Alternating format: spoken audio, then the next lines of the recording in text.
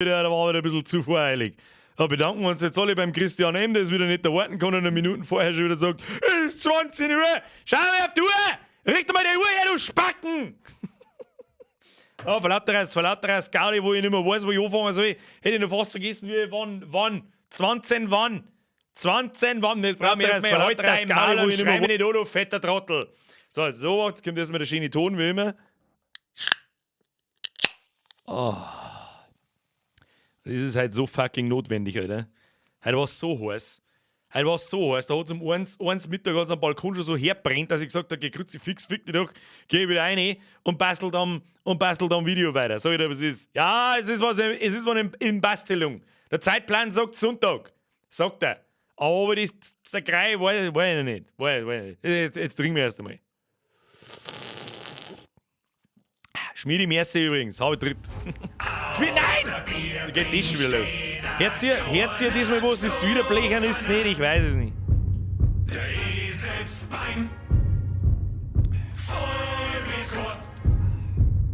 Schmiedi Merse dir!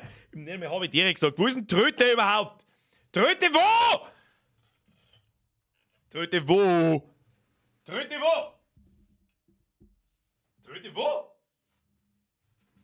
Oder die Tröte ist einfach weg. Kann ich nicht. Was ist denn jetzt hier kaputt da hinten? Mein Gott, ne. Klangst du dir und was der man dann? Der Moment, Baby-Elefant-Tröte, so schaut's aus. Habe! Übrigens, wir haben einen zauberhaften und sauber zu heißen Mika-Abend. Eine weitere Runde Rimworld bei den fanatischen Fleischfetischisten. Der Gustl mich Mersi wieder in eurer Bussi aufs Nussi. So, jetzt bei so, Sound ist gut, Bürger. Ja, wunderbar. Manchmal geht nur Monitorausgabe, manchmal geht's nicht. Ich weiß nicht, was die Scheiße wieder so. Jetzt grüßen wir erstmal einen Haufen rein, damit nichts passiert.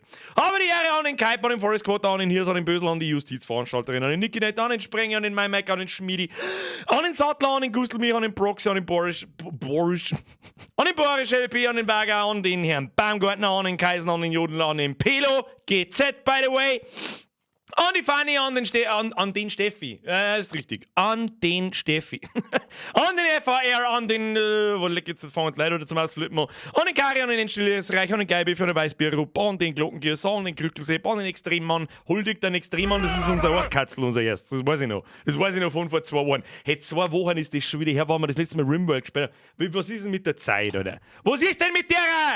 Leg mir doch am Arsch dann! Lübsepp, merci dir, habe dir Bürger, Christoph Landau, vollkommen auf einen schönen Stream, Osterbier, Rundinger, Schlossbräu. Habe ich denen schon nie gehört. Lassen Sie einen schmecken. Bums aufs Nussi.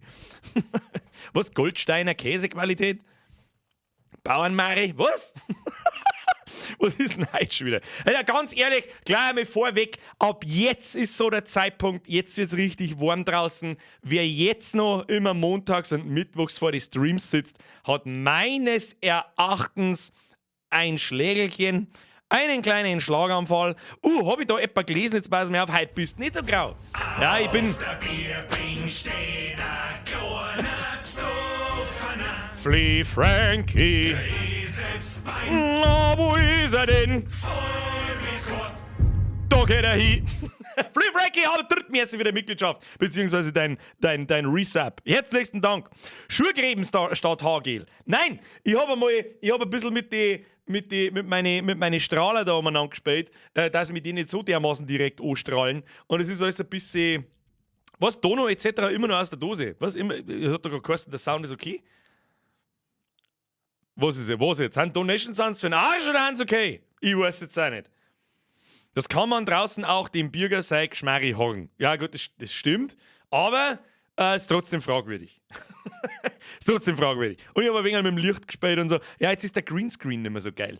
Ja, der pickt auch wieder, weißt du, jetzt habe ich mir extra einen Vorhang eingebaut und jetzt pickt er wieder so nah an mir dran, weil ich auf der anderen Seite, die ich sowieso nicht her, mehr Platz brauche. Das ist total behindert. Der müsste noch einen halben Meter zurück aus. Dann kann man den sauber beleuchten und dann weiß das nicht so komisch ausschauen. Aber genau wie ich es euch gesagt habe, siehst du, das ist wieder meine Haare. Ich bin ein Nos, Hornhose gemacht, ich schwitze wie eine Drecksau da drin, das wird halt richtig ekelhaft. Das Thermometer sehe ich von da nicht. Pfui Teufel! Also, bist du grau geworden? Ja, nice Licht, neue Kameraeinstellung und schon schau ich aus wie ein Grau. Ja, aber ich bin grau geworden, der zeigt nicht oben. Also, es ist schon grauer, als das vor 5 Jahren war, der zeigt mir nicht oben. Tobi, merci wieder neuer Bussi aufs Nussi. Der Schaller, am 28. Geburtstag am Bürgerstream, merci dir, Bürger. Immer diese subtile, unterschwellige, so, ich hab Geburtstag, hoffentlich gratuliert er mir. Alles Gute, du Penner! Du alter Lappen! Frau Schrö, merci für den Euro. Ja, ich sitze bei dem Wetter drinnen, aber nur wegen der Arbeit. Ich sag, Arbeit, also Arbeit, nein. Bist du Schwanzwohn? Ja, ich bin jetzt, mehr grau, desto Schwanz. Weniger grau, desto weniger Schwanz. So musst du das sehen. Gut schaust du aus, Herr Landi, das wirklich. Fliefranky, Schluss jetzt! Mir Wurst, wie wo am das ist Bürger ist Mondok und Niger, egal wie OS und wenn's OBA scheißt. Wenn's aber scheißen, dann da ich erst recht eingehen. Das da dieser. So schaut's aus. So, jetzt trinken wir erst einmal einen genüsslichen Schluck. Was nehmen wir heute? Ich sag das ganz ehrlich, ich war vor 2 Wochen im letzten Rimworld-Stream, war ich so unter Strom, 5 Stunden später ab im Flughafen und so, dass ich nicht mehr 100%ig weiß, was wir genau da haben. Aber ich weiß, wir haben die fanatischen Fleischfetischisten und wir haben einen Knockert und wir beten mir Orchkatzlo, das weiß ich auch noch. Und ich erinnere mich noch an Zenz, das war unser Baumeister. Pilo! Merci für GZ, was ist das für eine Frage, Alter? Für mich war es nichts, ich sag das, was ist. Ich sag das, was ist, heute war spät da. Merci für deinen Resub. Das ist alles, was ich sage dazu. Bro, jetzt fängt die Scheiße schon wieder. Es ist einfach kein Abend mehr dabei, wo keiner mit einem Zehner eskaliert. Das ist immer das Gleiche. Pro-Zuschauer! Merci dir! Vorgelesen wird's. Servus Bürger, Servus Jana, Servus Michi. Wie schön brav, dass er Pause nach dem Komma macht, gell? Aber die Ehre! Zurück aus dem Ersten der 10er ist zu, ich weiß es eh, was ist. Kriminalfeier. Der Clemens schreibt, Herst, ich hab knapp 18 schon ein paar graue Haare gehabt und bin jetzt 30. Was glaubst du, wie ich jetzt ausschaue? Du, ich weiß aus sicherer Quelle, mein Pap war so mit 38, 40, war komplett grau. Komplett silbergrau. Und dafür hat er alle Haare gehabt. Ja, also ich krieg keine Platten nicht. Ich habe kein Problem mit Haarausfall oder irgend sowas. Und auch nicht mit irgendwelchen Geheimratsecken, die dann gerne mehr ausfallen oder so. Aber mir wird wahrscheinlich auch blühen. Ich merke schon, der Bart hat viel mehr graue Haare wie vor 2 Jahren. Und meine Bälle natürlich auch. Vor allem, wenn ich die Haare aufmache, das sechs ist richtig. Da schaut's, wenn sie das dann vermischt aus, schaut es fast so aus, wie als da die fast blond wären. Noch. Aber das wird wahrscheinlich ziemlich bald. Oh, ein Geilwürfel schon wieder. Das Fight ist was gut von die Show oberpost, bevor du von der Gretfletz einer gehst. Alter, ich hab keine Ahnung, was du wieder für einen Scheiß zusammenbeißt, Alter. Aber merci dir. Der Andi, die heilige Dreifaltigkeit, Balkonbier und Bierger. Das sind 3 richtig gute Bs, aber ein B geht noch ab und jeder weiß, was für B das noch abgeht. Was für B geht ab. Stimmt, müsste feiern, dann machen wir die Cam einfach in Zukunft schwarz-weiß, dann hast du sich einen Drum-Schwanz beieinander. Ich bin plattert wie Sau, hilft nichts, Hauptsache Drum-Schweif. Nur ganz ehrlich, ein Platten oder ein Vollball hat auch was. Ja? Da ich mal. Sag ich, wenn ich ein Knie kriege, dann rasiere ich mir einen Shell ab und dann habe ich wieder Platten. Aber was schlimm ist, das ist immer schlimm. Schlimm. Bacon, das ist richtig, ja, Bacon, das ist noch das Wort, aber mir geht ganz klar noch das Wort Busen ab. Das sagt der wie es ist. Busen. Ja, ich bin auf alle Fälle gerade dabei, dass ich ein Video zusammenskript, Alter.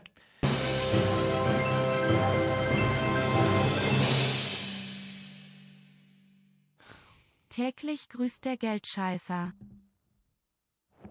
Ja, aber ich weiß nicht, warum er das tut, Leon. Ich weiß es einfach nicht. Leon, wir haben doch was ausgemacht.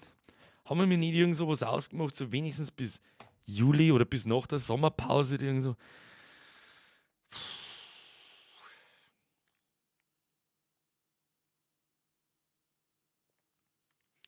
Ohne Scheiß.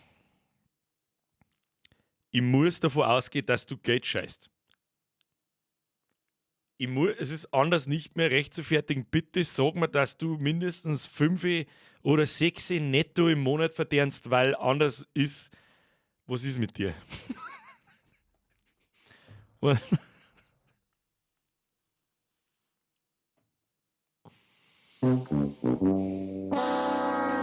Schau ja deinen Scheiß gar nicht mehr an. Übersetzt das war den Trick von den Schuhen. Ich hab's schon verstanden, ne? Also, sie behindert bin! Merci dir. Leon, ernsthaft, bitte sag mir, dass ich krieg so 2,53 netto. Dann ist es zwingend für das, was du da umeinander wirfst. Das ist, please, dann halbier's halt wenigstens. Oder, Ich bin ein Rasen. na, jetzt halt's ein Fotzen, weil es schon wieder gelangt. Schliefranky, Alter. 3-mal B, Bier, Bierger, Bumsen. Busenbums. Bumsklumpen. Bumsklumpen ist auch ein geiles Wort. Strapse, Nudelburger, Bumsklumpen, Alter. Beste Leben, Alter. Leon, von ganzem Herzen merci. Okay? Bitte stop it. Right now. Es ist 10 nach.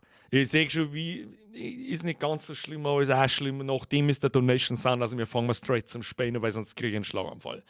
Leon, auf dich, merci dir. Ich hoffe, du weißt, was du da tust. Was soll ich machen, Alter? Merci. Was soll ich machen? Der Heidei schreibt was. Boxegel Karle, du bist auch nicht das erste Mal, da sage ich auch nichts mehr. Was soll ich denn sagen? Ich schreien Leon, oh, hör doch nicht auf, schreien Resto, hör doch nicht auf, sage ich nichts, hören sie auch nicht auf. Ist wurscht. Shit, der Leon ist da, das wird gut, halt lachender Smiley mit Nein! rotem Schwein. Schluss, der Leon hat jetzt Sendepause, so schaut's aus. Merci dir. Leute, merci alle. Schluss jetzt. Ohne Scheiß, Donation Sounds sind jetzt aus. Jetzt ist Ruhe. Jetzt machen wir mal im Hintergrund das Sperr auf. Jetzt trinken wir was. Und irgendjemand hat geschrieben, der Heidei hat geschrieben, Herr Birger, wann sind neu wie deine Streams? Das heißt, da gibt es wirklich noch Leute, die herin sind, die nicht wissen, wann meine Streams immer sind. Das Kerl hat eigentlich auch viel öfter gesagt. Ich bin da auch irgendwie selber schuld. Meine Streams sind immer. Außer ich habe gerade Sommerpause, die jetzt dann irgendwann bald kommt, die lange. Immer. Montags, mittwochs, 20 Uhr. Um 8 Uhr. In der Regel bis um 10 Uhr. Heute wahrscheinlich ziemlich genau bis um 10 Uhr, weil sonst will ich nicht fertig können. Ich sage euch, wie es ist. Ich werkel an einem Video. Ich kann auch immer noch nicht sagen, ob es überhaupt kommt, weil es einfach ein komplett anderes Thema auch nicht. Aber es ist für das Videoformat, Achtung, starte Rimworld, für das Videoformat ist es das erste Mal ein komplett anderes Thema. Und mich interessiert natürlich einmal das auszuprobieren, aber ganz ehrlich, das ist mit so viel Facts und so viel Dingen, so eine. Na, ist Schluss jetzt, Alter. Sendepause. Wo? Maul halt jetzt! Kruzifix! Was ist mit dir? Hättest du eine Pizza bestellt und einen Stream geschaut, da hättest du mehrere davon gehabt. Oder weiß ich nicht, da hättest du 4 T-Shirts dafür gekriegt. Leon, bitte nicht. Okay? Hörst du den Sound im Hintergrund? Wir spähen jetzt. Bier, Bierger und belegte Brötchen. Ich bin für Busen, Bumsklumpen und belegte Brötchen. Leon, Schluss jetzt, Alter. Bürger, gehst du eigentlich als Gaufest? Ich weiß nicht, was das Gaufest ist. Meinst du das Geibonfest? Nein. Geh ich ins Landauer Volksfest? Wahrscheinlich nicht. Sag ich dir, was ist, weil ich da keine Ruhe nicht hab. Da flippe ich aus da unten. Lauter besoffene Affen. Bürger, wo ist denn der Lederhosen? Ja, da hab ich eingeschissen beim Vorglieren oder was. Und dann geht er keiner mehr weg und weiß, dass was ist. Der Amazing Cat schreibt, geht's um Immortal? Möglich. Und wir, ich meine, bei euch ist das was anderes. Alle, die gerade zuschauen, seine Zeit nicht fällt. Wo bin ich ausgegangen? Ja, jetzt ist absolutes Sommerloch. Schleicht euch gefälligst aus und schaut nicht mir beim Zocken zu. Und ich war jetzt auch gern woanders als da herin bei 29 Grad oder sonst was. Weißt du, was ist?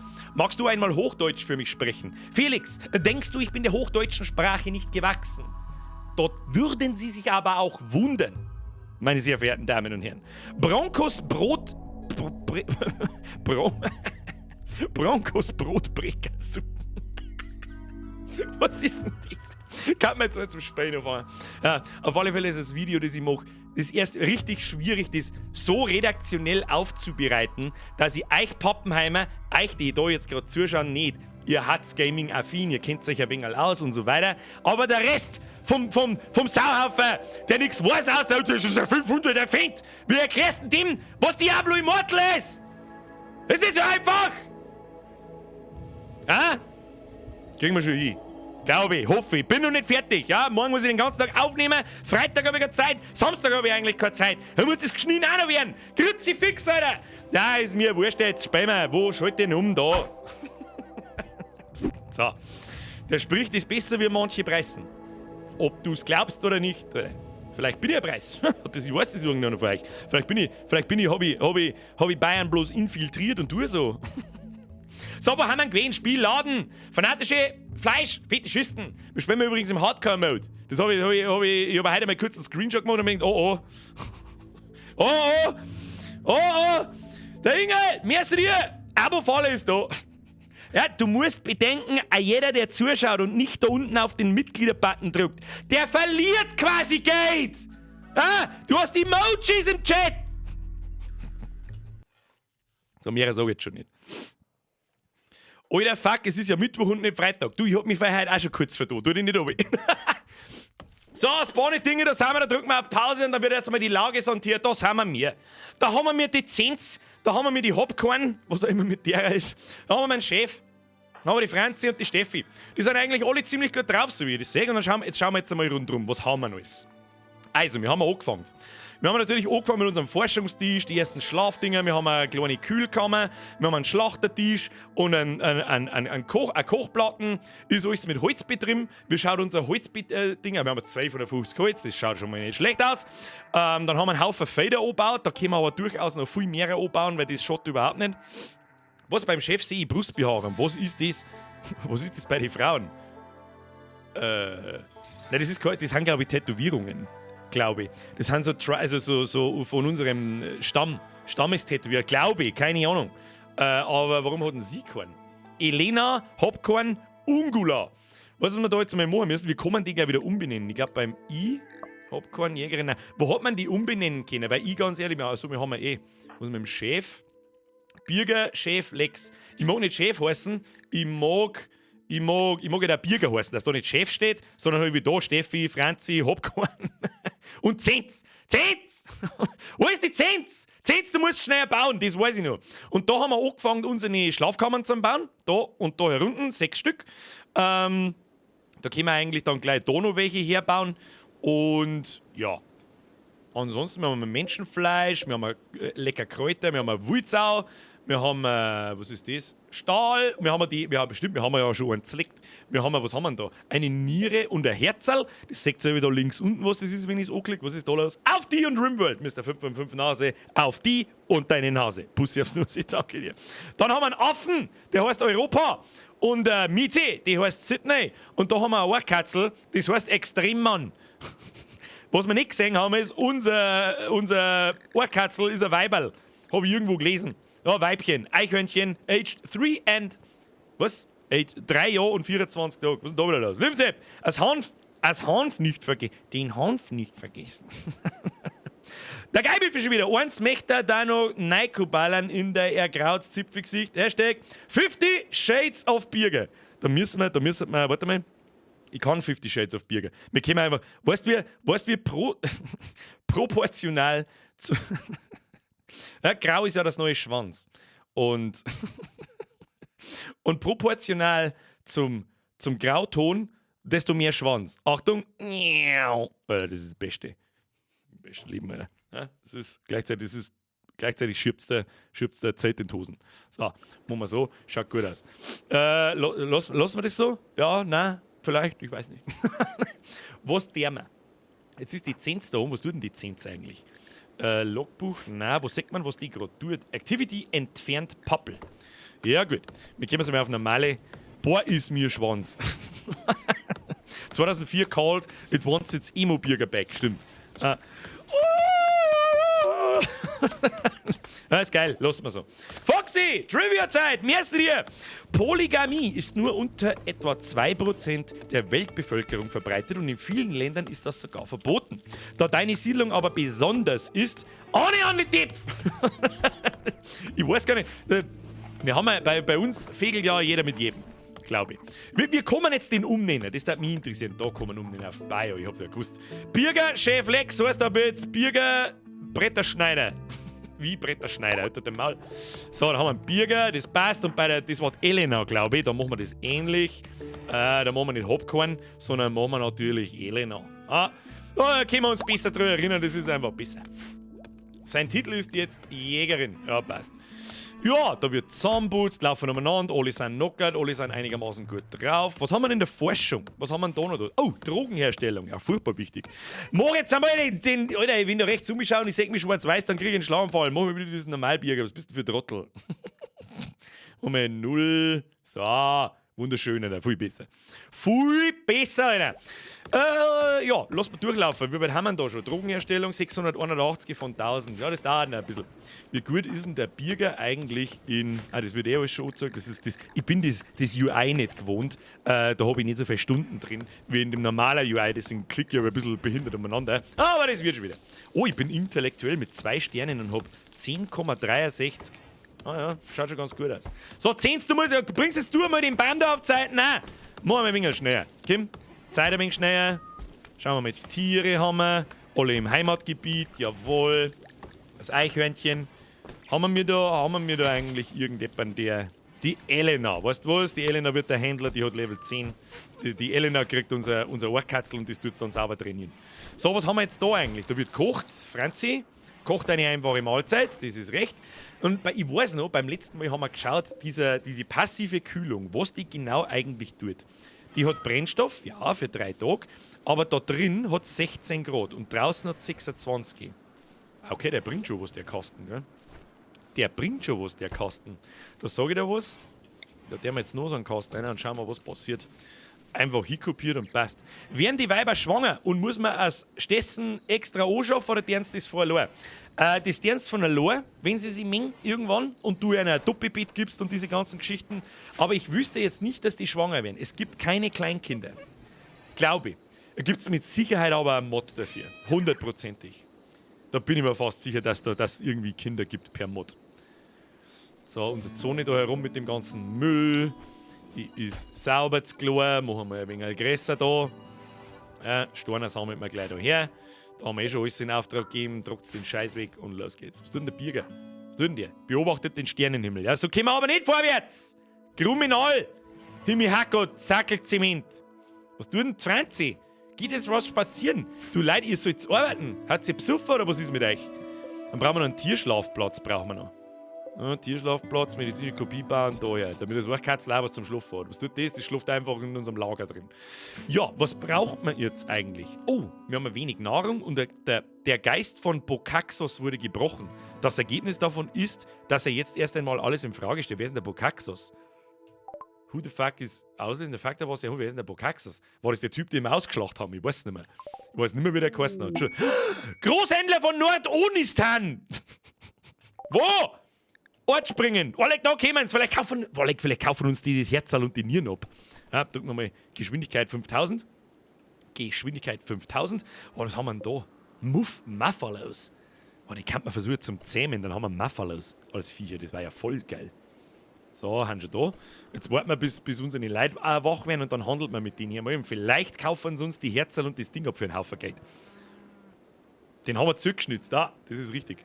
Du, im Lager ist am schönsten, da gibt's Fressen. Ja, in dem Lager soll jetzt eigentlich kein Essen geben fürs Orchkatzel, sondern nur da drin und da dürfen sie nicht rein.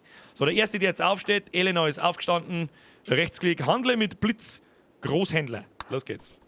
Ja, so, dann haben wir einen riesen Drum Handelsmini. Wo die haben Schweindel, das ist ja ich. Die haben eine Sau und 2 Eber. Nein, umdreht, 2 Sei und 1 Eber. Die daten uns sogar aus Menschenfleisch an. Oh! Niere, Herz. Jawohl, Alter. Wir haben 10 Minuten in-game und haben den ersten Händler gefunden. Oder heute man eigentlich denkt, dass man mehr Kohle kriegt dafür. Da kriegen wir für eine Niere kriegen wir 161 und fürs Herzal kriegen wir 322. Ja, aber wenn du einen ganzen Menschen pflegst, da fällt schon 1000 aus, da tue ich mir nicht an. Freilich verkauft man mit ihnen, was soll man mir mit der Scheiße? Außer man kann natürlich irgendwie jemandem ein zweites Herz einbauen, dann geht es natürlich ganz anders. Was haben wir da? Ein Doppelbett aus Holz können wir kaufen für den. Nein, ein königliches Bett aus Schiefer für 2100. Seid ihr alle völlig besoffen oder was? Nix da. Da den Scheiß mag alles nicht. Haben wir aber was haben sie denn alles? Was können wir kaufen? Stoff hätten sie, Hightech-Bauteile, Bauteile im Allgemeinen kann man mal ein paar kaufen. Wir haben jetzt mit 483 im Plus. Das heißt, für das können wir uns jetzt was aussuchen. Eigentlich kann man einen Eber und eine Sau kaufen. Die Fegeln übrigens auch und die kriegen dann Babyschweindel. Sollen wir das machen? Weil was anderes brauchen wir eigentlich nicht, glaube ich. Fürs Erste. Was die da so dabei haben. Die haben Kleidung, die interessiert uns sowieso nicht. Haben wir irgendwas? Gold haben wir einen Haufen. Menschenhaut verkaufen. Na, aus der Menschenhaut müssen wir erst Jacken machen und so. Aber was wir mir auf alle Fälle auch verkaufen können, haben die ganzen normalen Ledersachen. Also außer die Menschenhaut, die behalten wir uns. Meerschweinchenfell, das fällt ab, wenn du automatisch ab, wenn du Viecher jagst und schlachtest, dann fallen diese Ledertypen ab. Die können wir auch alle verkaufen, außer unser Menschenhaut, aus denen machen wir mir nämlich Gewänder. So schaut's aus. Da ist noch ein bisschen hier, aber wir fangen schon mal das Sparen an. Was haben wir da noch? Sprit, Beeren, was soll ich mit einer Beere? Weiß ich nicht. Menschenfleisch haben wir einen Haufen. Haben wir mir nicht eigentlich auch den Drang dazu, Menschenfleisch zum Essen? Weiß ich nicht. Was ich dir jetzt sage, Sau, Eber. Ja, Brudi, wir können uns alle 3 Schweindel von denen kaufen, dann bauen wir einen Stall. Machst du mal einen Stall, dir rein? Kaufen wir uns zwei Sei und einen Eber. Haben wir Bauern da? Wie alt wird denn so eine Sau? Weiß man das? Die sind 8. Die Weiberle sind 8 und das Mandal ist 8. Wie alt wird denn so eine Sau? Weiß man das? Wie alt wird der Schweindel? Das weiß ich nicht. Die muss sauber keimen, nicht. Die muss herschweindeln. Bis schmeckern. Ja, gut. Wie lang schmeckern? Na, weiß ich auch nicht. Also ein Eber da ist schon mischen. Was? Schon alt, der Schröder. Info drücken, Lebenserwartung, gibt's sowas? Schauen wir mal. Toxische Ledermenge, Fleischmenge, Laufgeschwindigkeit, Trainierbarkeit, Geschlecht, Wachstum, Verschmutzungsrate, Tragekapazität, Lasttierrasse, Wildheit, Weglauf, Immunisierungsgeschwindigkeit. Lebenserwartung tatsächlich 12. Also haben wir das 4 Jahre, das Ding. Ja, der Wahnsinn. Immer sprenge, wenn wir die nicht hätten, was tat man ohne die? Da ist der Wahnsinn. Ja, her mit dem Schund. Soll ich, was ist? Akzeptieren. So, jetzt haben wir das Schweindel da. Das Problem ist, also was heißt das Problem? Das Ding ist jetzt, wir brauchen einen Stall. Das sagt der ich. Wir brauchen einen Stall. Die Frage ist, wo wir den hinbauen. Ich würde ja fast vorschlagen, dass wir unsere Viecher da so zentral einbauen und alles andere rundherum. So ein bisschen. Jetzt pass auf. Achtung, Struktur. Haben wir einen Zaun. Und dann, wie geht denn der Planungsmodus gleich wieder? Ist ja völlig wurscht. 1, 2, 3 sichere Dinger haben da über dazwischen. Da machen wir jetzt so. Und so. Und dann gehen wir da so um. Dann gehen wir da so um. Dann gehen wir da so um. Dann haben wir einen schönen Richtwert. Sehr schön. Haben wir ein Zauntor. Das bauen wir auch asynchron daher. Schaut besser aus. Da. Und in der Mitte. Und, wo in der Mitte? Nein, in der Mitte nicht. Jetzt pass auf. Zauntor, Holz. Gehegemarkierung brauchen wir natürlich auch. Wir machen auf alle Fälle mal 2 Gehege. Machen wir so, das ist jetzt natürlich das eine ein bisschen größer wie das andere, aber das hilft jetzt sowieso nicht. Außerdem machen wir natürlich 3. Und machen wir jetzt so. Das wird aber ein kleines Gehege. Dann machen wir ein großes Gehege und 2 kleine. Und Futter für die Schweindel. Ja, Feier brauchen wir natürlich auch, das ist eh klar.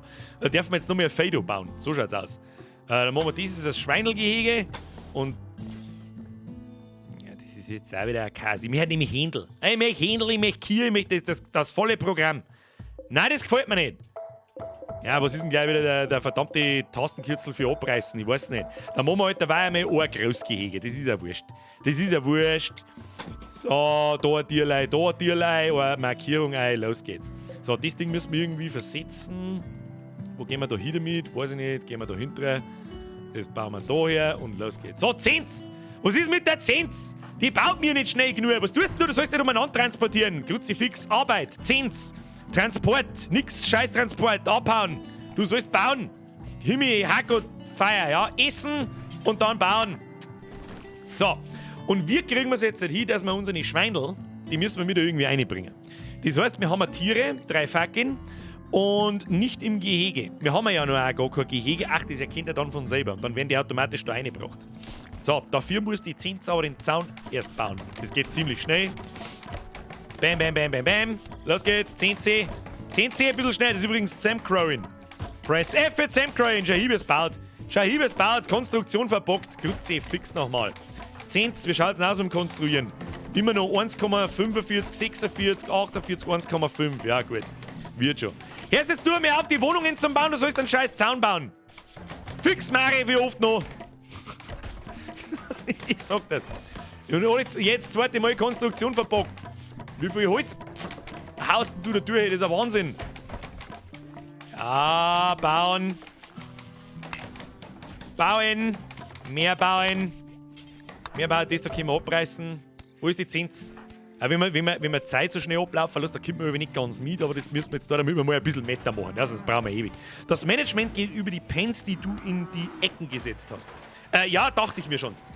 Die Shuttle. Habe ich bei meinem letzten Offstream Durchgang habe ich das erste Mal gemacht, dass ich so einen Haufen so Viecher habe. Wo ist denn die Zins jetzt schon wieder? Jetzt reißt es da drinnen Baum ab! Was ist das? Forschung abgeschlossen, Drogenherstellung. Super. So, jetzt müssen wir langsam mal schauen, was das nächste ist. Elektrizität eigentlich. Was haben wir eigentlich mit der Drogenherstellung gekriegt? Der Drogenlabor. Das ist wichtig, da können wir uns Dübel dran, glaube ich. Ich weiß nicht, was wir damit wollten. Ich weiß es einfach nicht. Flake, Muntermacher, Goat Juice und Penoxyzlizli irgendwas. Wir brauchen mal Elektrizität, Kinder. Und Klimatechnik. Jawohl. Und ein Solarmodul. Wo ist eigentlich diese Geothermie? Geothermie, das sind für die kleinen Löcher. Da ist Geothermie. Das dauert lang. Das dauert lang. Aber lieber früher, wenn nicht. Wir haben einen ziemlich guten Forscher. Das passt schon. Loslaufen. So, 10. Hörst jetzt du mir bitte auf, den scheiß Baum abzumreißen, der interessiert jetzt keine Sau nicht da drin. Konstruktion verbockt. Nein, 10, was soll denn das noch werden? Aber Konstruktion ist schon bei 1,77. Das ist schon mal nicht schlecht. Es wäre einmal ganz geil, wenn wir mal ein neues Level erreichen. 2 wenigstens oder 3. Dann ist er da, ja, wie lange brauchst denn du für den Zaun? 4 Versuche, bis der Zaun steht. Das ist ein Wahnsinn. Das ist ein Wahnsinn. Nein, du sollst jetzt nicht den, hast jetzt ein Dach aufgebaut. Kannst du jetzt bitte mir aufhören, da über irgendeinen Blödsinn zu machen? Priorisiere Baustelle, Baustelle, Baustelle, Baustelle. Mach Baustelle jetzt. Bau hier jetzt. So, was haben wir da? Okay. Tiere. Genau. Und dann musst du diese, in dein Gehege, das du hast, musst du diese, mir gingen meine Haare auf. So, jetzt haben wir soweit. Achtung, Birger im Stream mit fast offenen Haaren. Das versteckt man jetzt ganz kurz hinter mir. Sagt man gar nichts. Nice. Was auf deinem Tech-Level Stamm kostet Tech-Forschung doppelt so viel? Das sind Sachen springen, die habe ich zum Beispiel nicht gewusst. Gell? Kann man über einen Händler Forschung ausbauen? Geht so schneller? Nein, geht nicht. Steckst du mich in ein Gehege? Herr Extremmann! Nein, unsere Haustiere, die dürfen frei umeinander laufen irgendwo. Aber unsere Nutztiere, ja, die wir dann auch, wenn wir dann einmal, weiß ich nicht, 10 Fackeln haben oder so, die werden dann in geregelten Abständen geschlacht und dann haben wir halt immer was zum Essen. Verstehst? Das ist der Shit. Gehege nicht umzäunt. Ja, das weiß ich schon. Weil 10 was anderes tut. Nein! Was tust du jetzt? Errichtet Dach, scheiß aufs Dach. Du baust jetzt den Zaun fertig, weil sonst bin ich narrisch. Und wenn ich alles von Hand eingeben muss, ist mir wurscht. Du baust jetzt den scheiß Zaun da fertig, weil ich narrisch wäre. 10 Kriminalfeier. Ja, sag einmal. Vorher gehst du nicht ins Bett. 10. So, der Ruhes.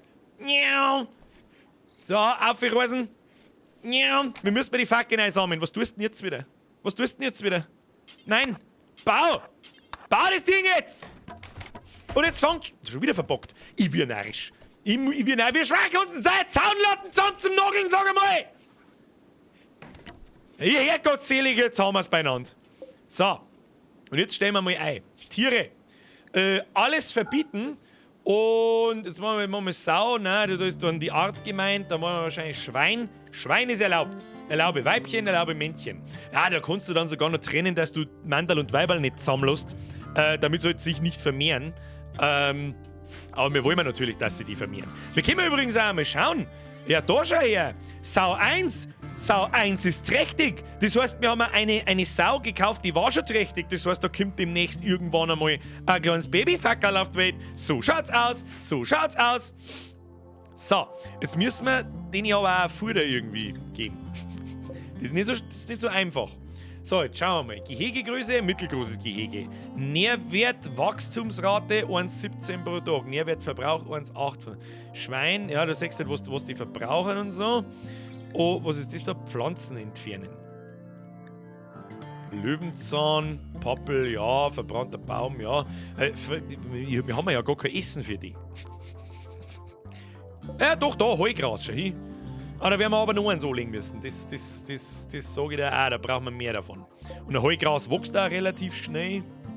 Das heißt, wir kopieren das jetzt da mal. Warte mal. Zone erweitern. Dann bauen wir nämlich da noch eins her und dann machen wir richtig groß. Da machen wir, da der wir gar nicht mehr lange umeinander, da machen wir sichers, der wir noch zusätzlich her. Und die Dinge lassen wir alle wegtragen. Den lassen wir umhauen. Holz können wir sowieso brauchen, die lassen wir auch wegtragen. Und dann schaut das ganz gut aus. Damit es schön ausschaut, können wir natürlich auch.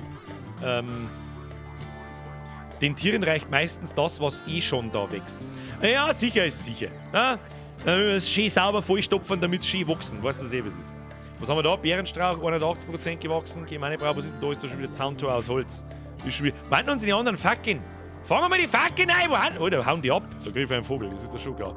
Wo ist da? Da ist der Eber. Wo ist der Birger? Was tut der Birger? Ruht sich aus, hat ein Maul priorisieren und möglich nicht für Tierpflege zugeteilt. Wir haben unsere Tierpfleger. Steffi. Nein, nicht. Wir haben unsere Tierpfleger. Wo ist denn das? Schmiedenjagen. Tierpflege. Zins, Elena und Franzi. Da brauchen wir jetzt eigentlich auch eine, die das priorisiert. Dann nehmen wir die Franzi. Und kochen genauso. Franzi, was tut die Franzi? Die tut schlafen. Gut, das sitzt man aus und dann fangen wir die Fackeln ein, weil sonst rasen die davon. Das ist natürlich nichts. Franzi, so nicht. Was ist denn eigentlich mit der Zins? Der geht's gar nicht so gut. Bedürfnis. Starker Entspannungsmangel, leichte Schmerzen, schlief auf dem Boden, schlief auf dem... Ja, jetzt wird es dann nochmal Zeit, dass wir Betten bauen. Ich sehe schon. Der zeigt nicht obi. Der Schund muss weg. Weg. Ja, den kann man anbauen. So, Stickerl für Stickerl. Eins nach dem anderen. 2 Räume haben wir ja schon. Übersinnliche Beruhigung. Weiblich. Achtung, ich lese vor. Deine weiblichen Kolonisten lächeln zufrieden. Das gefällt mir natürlich super gut. 10 kannst gleich mehrere Zaunlatten zusammennageln. Eine weit entfernte Maschine des Glücks rührt sich. Über einen Orbitalverstärker projiziert sie ein übersinnliches Brummen an diesen Ort. Auf einer Frequenz, die scheinbar nur das weibliche Geschlecht erfasst. Die Stimmung einiger Kolonisten wird sich über die nächsten Tage deutlich verbessern. Da finde ich doch richtig gut, dass ich als Birger da oben in der Mitte der einzige Mo bin. Nice one! Oh, da haben wir noch eine Orchkatzel. Was tut das Orchkatzel? Hat das jetzt Kräuter gefressen? Müssen wir schon halten. Okay. Wir haben kein Essen mehr, stelle ich gerade fest. Müssen wir jagen. Wildtiere, was haben wir denn da so alles? Muffalos, Hengste, Stuten. Sollen wir eine saubere Roswurst machen? Wir machen jetzt eine saubere Roswurst, das sagt ich. So, zur Jagd freigeben. Tun wir die Pferdlviecher her. Was haben wir da? Steingeiß, Balkeiler, Luchsen, Rotfuchs, Schildkröten. Interessiert mich alles nicht. Wir müssen mal warten, bis ein Kickerl da ist. Einen Gockelmann brauchen wir. So, Fackeln sind eingefangen. Wunderschön. Und Mizi ist auch dabei. Und dann werden wir das schon hinkriegen. So, kann man da nicht auch eine Futterzone irgendwie machen? Und denen auch einen Schlafplatz zuweisen und so? Machen wir jetzt einfach wieder. 1, 2, 3, 4, 5, 6. Einfach 6 Schlafplätze für die Viecherl. Warum nicht? Du, also Kräuter friss ich nicht, wenn dann Menschenfleisch. Extremmann, das habe ich schon befürchtet, dass du wahrscheinlich als Menschenfleisch frisst. Was ich dir auch sage, was soll man eigentlich mit dem scheiß Affen? Hau mir ab mit dem Affen, ich mag ihn nicht mehr haben. Ich sag das, was es ist. Wahnsinniger, der Wahnsinnige.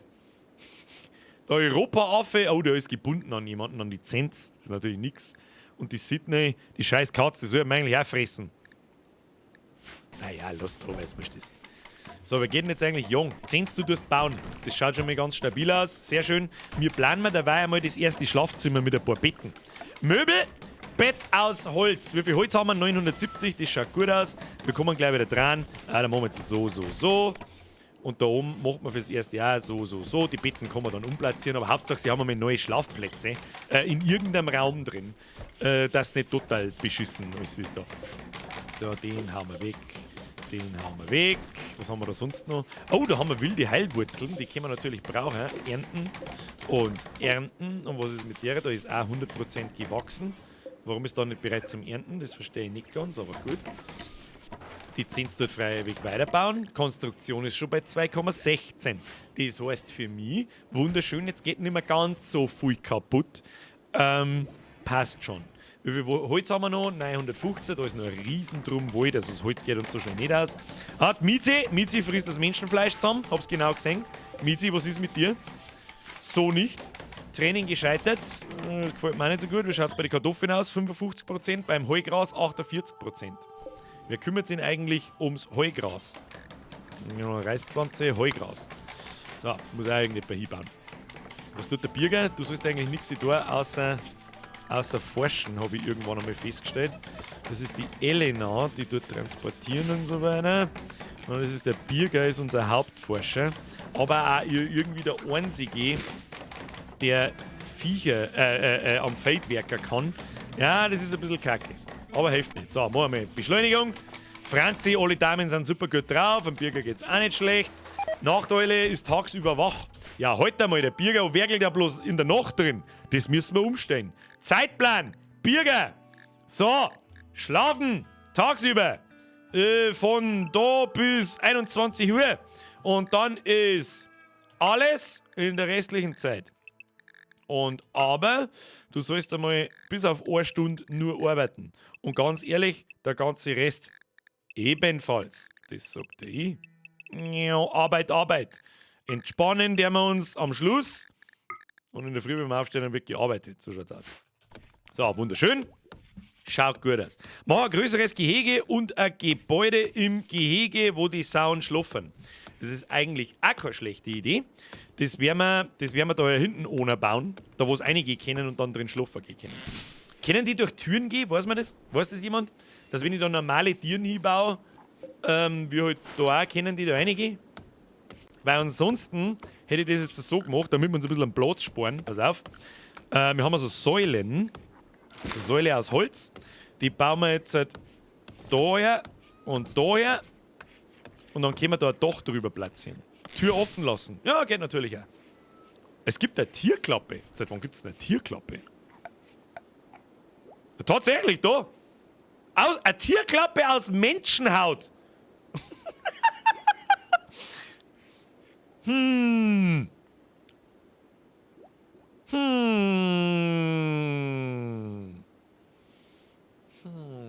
Ja, reißen wir die Säulen nochmal ab. wir bauen da hinten ohne, das sagt der Strukturen. Dann machen wir jetzt so. Wie groß machen wir das Gehege? Ja, muss so, und so. Und dann machen wir es. Machen wir so und so. So. Dann bauen wir da zwei Türklappen mehr. Und wenn das steht, dann reißt man den Zaun da ab und dann ist wieder alles gut. Aber unsere Freizeitbeschäftigung müssen wir neu montieren. Neu montieren am Feld halt dann. Dann sollen sie halt am Feld spielen, das ist ja mir wurscht. Ein bisschen ein Heigras ist auch schon. Ein Kolonist ist untätig, die Franzi. Was tut denn die Franzi so? Was kann denn die Franzi so? Kochen. Wir haben ja nichts mehr zum Essen. Haben wir einen Jäger? Ja, haben wir auch. Jäger sollte man eigentlich sofort priorisieren, wenn wir seinen Auftrag geben. Und die Franzi kann durchaus auch einmal forschen, wenn es sonst nichts zum Tor hat. Und auch einmal jagen, wenn es nichts zum Tor hat. Ah, Franzi, gibt's gleich was zum Tor? Was tut's? Verfolgen wir es einmal? Nicht ganz so schnell. Was tust jetzt du da oben? Du wirst wahrscheinlich die Pferdl da nachreißen, oder? Ja, schau hin. Gib ihm. Jetzt läuft's halt davon. Ah, du bist weg! Du bist weg, das Pferdelviech! Da gibt's saure Roswurst auf die Nacht! Verdammt! Pferdlein Fluchttiere, gell? Da wischt man nicht so einfach. Treffen muss es halt schon, Franzi! Bleeding out in 13 Stunden. Bleeding out in 8 Stunden. Franzi, du schaffst es! Ja, Bleeding out in 3 Stunden! Du bist weg, jetzt ist Pferdle! Ja, nicht aufs Facki, du Spacken! Alter, das bleibt wie Sau, schau mal, was das für ein Blutspur hinten anzieht. Was ist jetzt? Nicht heimgehen, du sollst das rette Stute. Nix da, priorisiere Jagen von Stute. Mach's kaputt jetzt. So ist brav. Sauber Gürtel durchgeschnitten, damit nichts passiert. Gehört's uns schon. Haben wir wieder ein bisschen. Wir haben gar nichts mehr zum Essen. Das ist ganz schlecht. Das ist wirklich extrem schlecht. Jetzt haben wir mal, habe ich da nicht vorher lauter Bärle gesehen? Was haben wir da? Bärenstrauch ernten. Ja, das schneiden wir jetzt einfach mal alle zusammen. Ich weiß das Kürzel nicht mehr, damit ich alle markieren kann. Das ist mir wurscht, geht's mir nicht auf den Sack! Zähme Muffalos für Wolle und Fleisch. Ah, stimmt, die kommen. Da schauen wir mal. Wir haben da Wild Creature, Weibchen, Männchen. Männchen, Zähmen und und ein Weibchen zähmen. Ne? Die, wenn wir kriegen, das wäre geil. Da können wir dann Stoff draus machen und so, das ist eine gute Idee, das wollte ich vorher schon mal. Da wollte ich vorher schon mal, habe ich wieder nicht dran gedacht. Du weißt das eh, was es ist. So, da drin haben wir auch Bärle. Haben gewachsen, die ernten wir erst, wenn es da sind. Warum liegen denn die Pferdl da hinten? Was ist denn das wieder für ein Kack da hinten? Mein Gott. Erlaube Frisches, erlaube Verrottendes. Nein! Du hättest jetzt die Pferdl da hinten getragen. Steffi, konsumiere Hengst. Also den kann man einfach rohe fressen. Ja, gut. Kann Hengst nicht aufheben. Zu schwer. Wie zu schwer? Deine Mutter zu schwer. Kann Hengst einfach zu schwer. Ja, irgendjemand muss ja da hintragen, Franzi. Was hast du da hintragen? Was soll denn der Kack?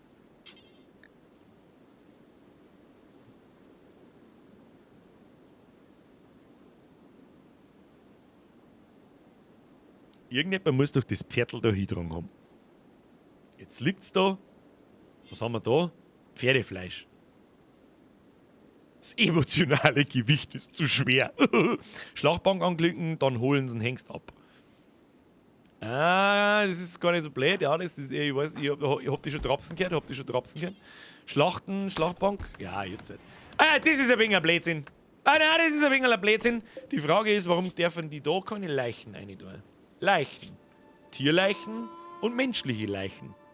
Verstehe ich nicht, warum sie dann da aufgetragen und nicht in die kleine Primärkammer. Weiß ich nicht. Aber jetzt wird's Pferdl geschlacht. Zack. Haben wir einen Haufen Pferdlfleisch und kannst du anfangen zum Kochen. Kannst du anfangen zu kochen.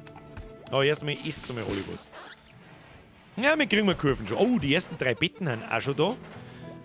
Da darf jetzt ich dann einfach einmal sagen, bauen wir die da einmal ab. Wie kann man die abbauen? Tap. Und der Rest versucht sich schon ein Bett. Gehen wir da her. Für Kolonisten kann man das nicht zuweisen. Das kriegt Zenz. Das kriegt Elena. Und das kriegt der Birger. Und das kriegt Franzi. Und das kriegt Steffi. Und dann schaut das doch ganz gut aus. Brauchen wir da oben, haben auch schon 3 Betten hergerichtet. Zenz muss schneller bauen. Zenz, bau mal! Zenzi, tu mal Bütchen einbauen. Jetzt haben wir eh schon gleich lauter separate Räume. Die werden dann auch ausgestattet und so weiter. Du kannst die Lagerprioritäten verstellen. Wenn 2 auf normal sind, ist es immer Zufall, beziehungsweise Nähe ist die Entscheidung beeinflusst. Ja, ich habe mir schon fast gedacht, dass da oben eben auch wahrscheinlich Leichen, ja gut, Leichen machen wir da aus, außer Mechanoiden-Leichen. Werden wir nie brauchen, zumindest lang nicht brauchen. Aber egal, da hast du absolut recht, das habe ich übersehen. Das habe ich übersehen, da ist ein Meerschweindel, das Junge. Keiner mag Meerschweindel.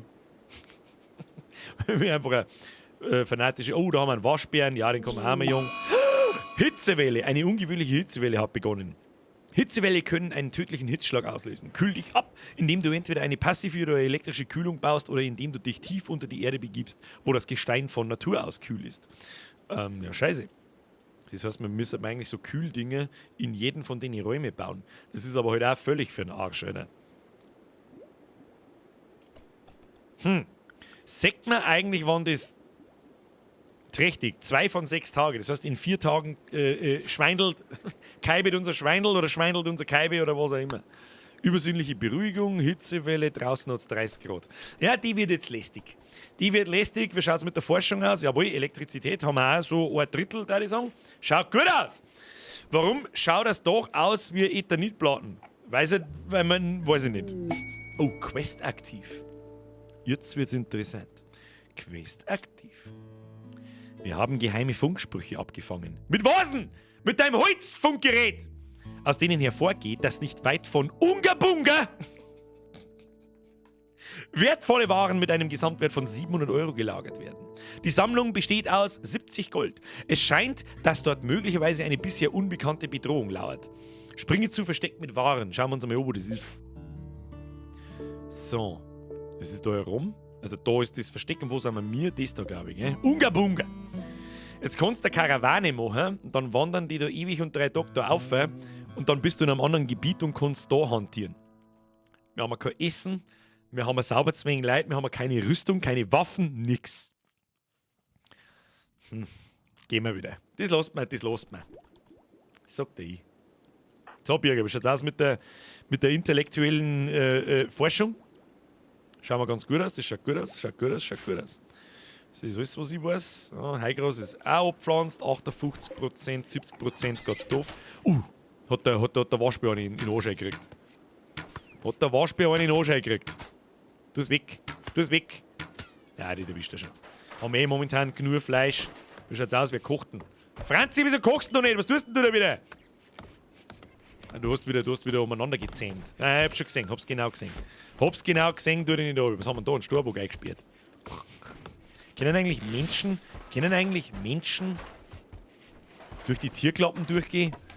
Wenn nicht, dass sie 10 vor lauter Blätter jetzt da drin einsperrt. Das darf mich jetzt natürlich. Ja, jetzt kriegen wir Tierklappen, natürlich, Konstruktion verpackt, nochmal Konstruktion verpackt, gut gemacht. Haben wir jetzt kein Menschenfleisch mehr, haben wir keine Menschenhaut mehr wahrscheinlich. Dass wir das scheiß Gehege dazu machen können. Lege ich da mal hinten ins Feuer. Dafür haben wir ein Bett, wunderschön, und die Räume sind fertig, auch wunderschön. Das tragen wir weg, das schneiden wir weg, das neu montiert. Oh mein Gott, was war denn das jetzt blitzt? So, wird gleich neu montiert, da und da. Die unteren Räume sind auch fertig, jawohl. Wo haben wir die Betten hingebaut? Auf der linken Seite, der haben wir daher, der haben wir daher. Und dann müssen wir die Räume mal ein bisschen schöner machen. Das ist alles, was ich weiß. Kann man eigentlich, jetzt passen wir auf, wenig Nahrung, Risiko eines leichten Zusammenbruchs. Bei wem denn? Wieso denn? Der Bürger. Was ist denn mit dem? Stell dir dann einmal, weiß ich nicht, Bedürfnis, absoluter Entspannungsmangel. Kein bekiffter Akademiker. Was? Schlief in der Hitze, Aas ohne Tisch, ja, Kruzifixpreis, der bloß hinsitzen, der Trottel. Durchnässt. Ja, was ist denn mit ihm? Bürgisches Umfeld, das findet er gut. Glühend heiß. Ja, dann gehst du halt einmal, wir sollen jetzt da priorisieren und möglich, verweigert Transport. Ja, du musst dich jetzt einmal entspannen. Das kann ich dir leider nicht befehlen, dann musst du selber draufkommen, das hilft uns alles nichts. Können Viecher beim Gewitter sterben? Das ist eine gute Frage, wenn der Blitz einschlägt. Denke ich schon. Du hast dem Bürger die freie Stunde gelöscht. Hab ich! Scheiße, tatsächlich, hab ich! Entspannen, freie Stunde. Wir können auch mal sicherheitshalber machen wir mal bei allen am Anfang und am Ende mal alles, damit sie selber so ein bisschen die Möglichkeit haben, da mittendrin selber zu entscheiden, was denen nicht bloß arbeiten wie die Behinderten. Ist auch klar, das verschott vielleicht auch nicht. Habe jetzt lange nicht gespielt, aber sind da ein Haufen Mods drinnen. Ein Haufen nicht, aber ein paar Mods habe ich installiert, ja. Aber nichts, was jetzt irgendwie das Spiel komplett kaputt fickt. Holz haben wir auch bloß noch 694, aber jetzt kriegt jeder mal Möbel. Was haben wir da? Regal und ein Kommod. Ein Kommod. Den bauen wir jetzt erst einmal ein Kommod ein. Die bauen wir neben das Bett. Da, 3 Kommoden, da schlaft man besser, wie gehört. Jawohl. Saubere Kommod. Eine Kommode, dann haben wir einen Bonsai-Topf. Stühle, was haben wir da? Ein Bonsai-Tipferl. Was kann das Ding? Und einen Blumentopf. Was kann da der Bonsai-Topf? Dieser spezielle Topf eignet sich für die Bepflanzung von Bonsai-Bäumen. Ja gut, das sehe ich mir jetzt auch nicht. Die Stimmung der Menschen in der Nähe verbessern und ideologische Anforderungen erfüllen können. Ah, ja gut, dann bauen wir auf alle Fälle mal jedem einen Blärmetopf rein. Bam. Hoppla. Bam, bam, bam. Und jedem ein Bonsai-Tipferl an der anderen Seite. Bonsai-Tipferl. Und ein Licht kann man halt einmal brauchen, gell? Fackeln. Muss man die eigentlich nachladen? Ja, mit Brennstoff. Aber egal. Boden aus Stein kannst auch, habe ich das letzte Mal gesehen, besser als Dreckboden. Ja, das stimmt auf alle Fälle. Schauen wir mal. Boden. Böden. Bodenrückgewinnung, Boden entfernen, Oberfläche glätten. Platte aus Sandstein. Stroh. Ja, wir haben ja kein Stroh. Ein Holzboden. Ein Holzboden bauen wir ein. Hallo, wir haben ja Hippies. So schaut's aus. Holzboden, wichtig. Alles wird aus Holz gebaut. Sagt das, was es ist. Alles wird nachhaltig aus Holz gebaut. Machen wir so. Aber dafür müssen wir mal ein paar Bäume abholzen. Das ist alles, was ich weiß. Baum, bereit zum Ernten. B. Einfach mal durchgehen. Nur die bereit sind zum Ernten, abhauen. Weil der Rest wieder Käse. Da geht dann so viel Holz raus, das gelangt dann schon. Bereit. Pappel können wir auch mitnehmen. Schaut schon gut aus. Haben wir da unten noch einen. Da ist einer gewachsen, habe ich gesehen. Das ist aber noch ganz ein Junge. Dann haben wir da noch ein paar. Saubere ausgewachsene Oha, das sagt er ich. Schaut gut aus. Wie viel Holz haben wir noch? Knapp 700. Ja, das darf für Kommoden. Der Boden ist sehr kostenintensiv. Ich glaube, da kostet ein Pile, glaube ich, kostet 3. Und dann, ja, haben wir gleich einmal 100 Holz weg für unseren Raum. Was ist mit dem da eigentlich? Das kann man mal mit Stroh auslegen. Wann wird denn das einmal fertig dann? Wachstumsrate 95%. Schaut auch gut aus. Ja, momentan sind wir ganz gut und stabil dabei. Wir haben einen Haufen zum Essen. Schaut gut aus. Da kommt keiner mehr rein. Dann müssen wir das da abreißen. Da kommt auch wieder ein bisschen Holz raus. Wieder schick gesehen, hier springe ich. Und dann können wir das da im Übrigen auch Kopien bauen. Ja, das sind einfach haufenweise Schlafplätze für die Viecher. Das sollen sie sich selber aussuchen. Die Steine tragen wir davon. Den werden wir Pflanzen entfernen. Ah, ist schon der Holzboden drin. Schaut schon gleich besser aus. Ist zwar noch nicht ganz fertig, aber die 10 regelt das. Was haben wir da? Oh, Konstruktion ist schon fast bei 3. 3 war wichtig. Sag ich dir, was ist? 3 war wichtig. Und langsam aber sicher, da einmal Strom wichtig werden. Menschenhaut ist aus, oder? Ja, ich glaube schon. Oder was ist da? Nein, Menschenhaut haben wir noch 12 Stück. Und da haben. Das ist auch Zwing. Was ist da? In der Nähe ist eine Gauralan-Kapsel aufgekeimt. Ernte sie, um einen Gauralan-Samen zu erhalten. Mit diesem speziellen Samen kannst du den majestätischen Gauralan-Baum anpflanzen. Oh, das ist eine Mechanik, die ist auf alle Fälle neu. Ernten. Was tut der Birger? Der Birger ist zusammengebrochen! Ah! Ah! Franzi, rette Birger! Schnell! Ah! Wer ist unser Doktor? Zenz ist der Doktor Zenz! Der hat einen Hitzschlag, der gute Mann! Achtung! Kopie bauen. Müssen wir Kühlung bauen. Hilft uns alles nichts. Schauen wir mal, was bei dir. Hitzschlag! Extrem! Ah! Eigentlich sollte man da reinlegen. Jetzt warte mal. Oh, Kopie bauen. So, medizinisch. Dann nehmen wir das, machen wir medizinisch aus. Franzi, nimm einen Birger, rette Birger.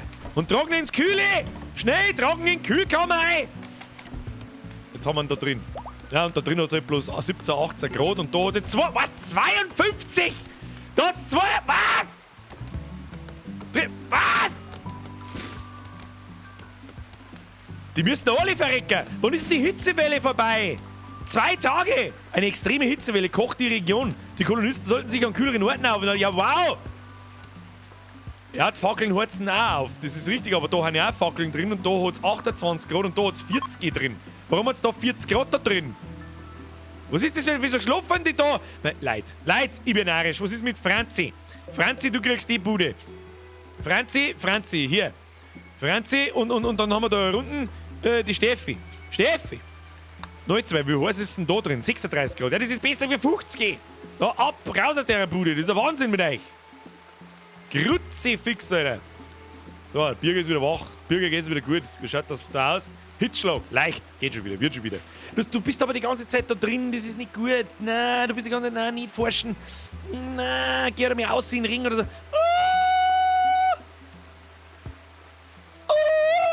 Schlecht isoliert, so wie jetzt nichts mit der KfW-Förderung. Die ist eh abgesagt, glaube ich. Oh mein, oh mein. Gott, das Spät ist so schön gut, ich liebe es. Das Spät ist so schön gut, ich liebe es. Ja, kurz mal in Kühlung ein, dann geht's wieder. Ah, schnell am Tisch, gegessen bei 58 Grad. Oh, jetzt hat es aber noch 28 Grad. Ist die Hitzewelle jetzt vorbei? Ja, sie ist vorbei! Mein Gott, Gott sei Dank, Alter. Ja, dann brauchen wir den Scheiß da oben aber auch nicht bauen. Nein, jetzt kriegen wir schon. Bauen wir eine Klimaanlage ein später. 10, wie schaut es bei dir aus? Bodenkonstruktion 2,95. Mehr Boden bauen 10. Das Holz geht uns auch aus. Haben wir keinen Holzhacker mehr, oder was? Holzhacker, wer ist denn der Holzhacker? Achtung, Arbeit, Waldarbeit. Birger und die Steffi. Mehr Holzhacker haben wir nicht, oder was? Oh, das ist aber nicht fein. Du, das ist ja aber nicht fein. Was ernten die alle? 10 oder wegen Hitzschlag? Konstruktion verbockt. Das wird schon. Steffi tut Holz hacken. So ist brav. Jawohl. brauchen wir wieder ein bisschen Holz. Ah, Ressourcen, haben wir bloß noch 170. Da wären wir nicht fertig. 10, wenn du jeden Scheißdreck verkackst. Es gibt übrigens auch sowas wie eine Umgebungsattraktivität und das erheitert die Leute. Ja, wenn sie in einem Scheißloch schluffern, dann werden sie lästig. Und wenn die Umgebung einigermaßen ausschaut, dann haben sie fröhlicher. Und jeder Gegenstand, den du baust, der hat einen bestimmten einen Qualitätsgrad. Und der Qualitätsgrad ist mit dem Skill deines Handwerkers umso besser, je höher der ist. Da unser Zenz leider Gottes null Skill hat, ist jetzt Bett aus Holz übel, schlecht. Was ist denn schlechter? Also was ist denn schlimmer? Schlecht oder übel? Ich habe keine Ahnung. Und Kommoden normal, schlecht, normal. Oh, ich glaube Schweindelfegeln, ich habe es genau gesehen. Die Schweindelfegeln. Was ist da los? Einen Tag noch, dann haben wir Babysau. Qualitätsgrad wirkt sich auch auf die Effizienz zum Beispiel vom Schlaf aus. Echt? Das habe ich zum Beispiel auch nicht gewusst. Das Spiel geht so hart in jedes kleine Detail, dass du narrisch wirst. So schaut's aus. Was sind eigentlich mit meinen ganzen Abholzungsaufträge da herum geworden? Werden die ja noch ausgeführt in dem Leben? Ich weiß jetzt auch nicht, gell? So, ein bisschen Holz hertragen. Geht schon. Ah, die unteren Räume haben schon ganz nett und haben ganz nett fertig. Wird schon. Und die Attraktivität kann man sich anschauen. Wissen, Dächer zeigen. Wissen. Attraktivität kann man da rechts hinter mir unten aktivieren. Und wenn du dann da mit dem Mauszeiger umeinander gehst, dann stehen dann da so Zahlen dort. 1, die Blärmisch dauern 4 und so weiter. Und im Raum drin, siehst du das? Attraktivität allgemein minus 1,7. Die soll jetzt zumindest 0 sein. Und überall da auf den Flecken minus 15, minus 15, minus 15, das ist alles da liegt halt Dreck. Das heißt, da muss man, wie soll ich sagen, da muss ich die Beine und zusammenputzen, dann wird's wieder. Berndlands! Kruzifix, da kommst du eine Stunde später, verpasst alles. Der was erst einmal, wo hast denn die Schweindel her? Berndlands! Die Schweindel, wir haben unser Herz und unsere Niere verkauft. Und dann haben wir 3 Schweindel gekauft und einen Stall gebaut. Haben wir gerade dabei, aber 10 kommen schon nicht mehr mit. Vor lauteres Bauen und Bodenlegen. Warum haben denn eigentlich alle so einen kleinen Hitzschlag? Ja, weil es draußen immer noch 36 Grad hat, gell? Und da drin hat es 35. Da hat es 29, da hat es 17. Naja.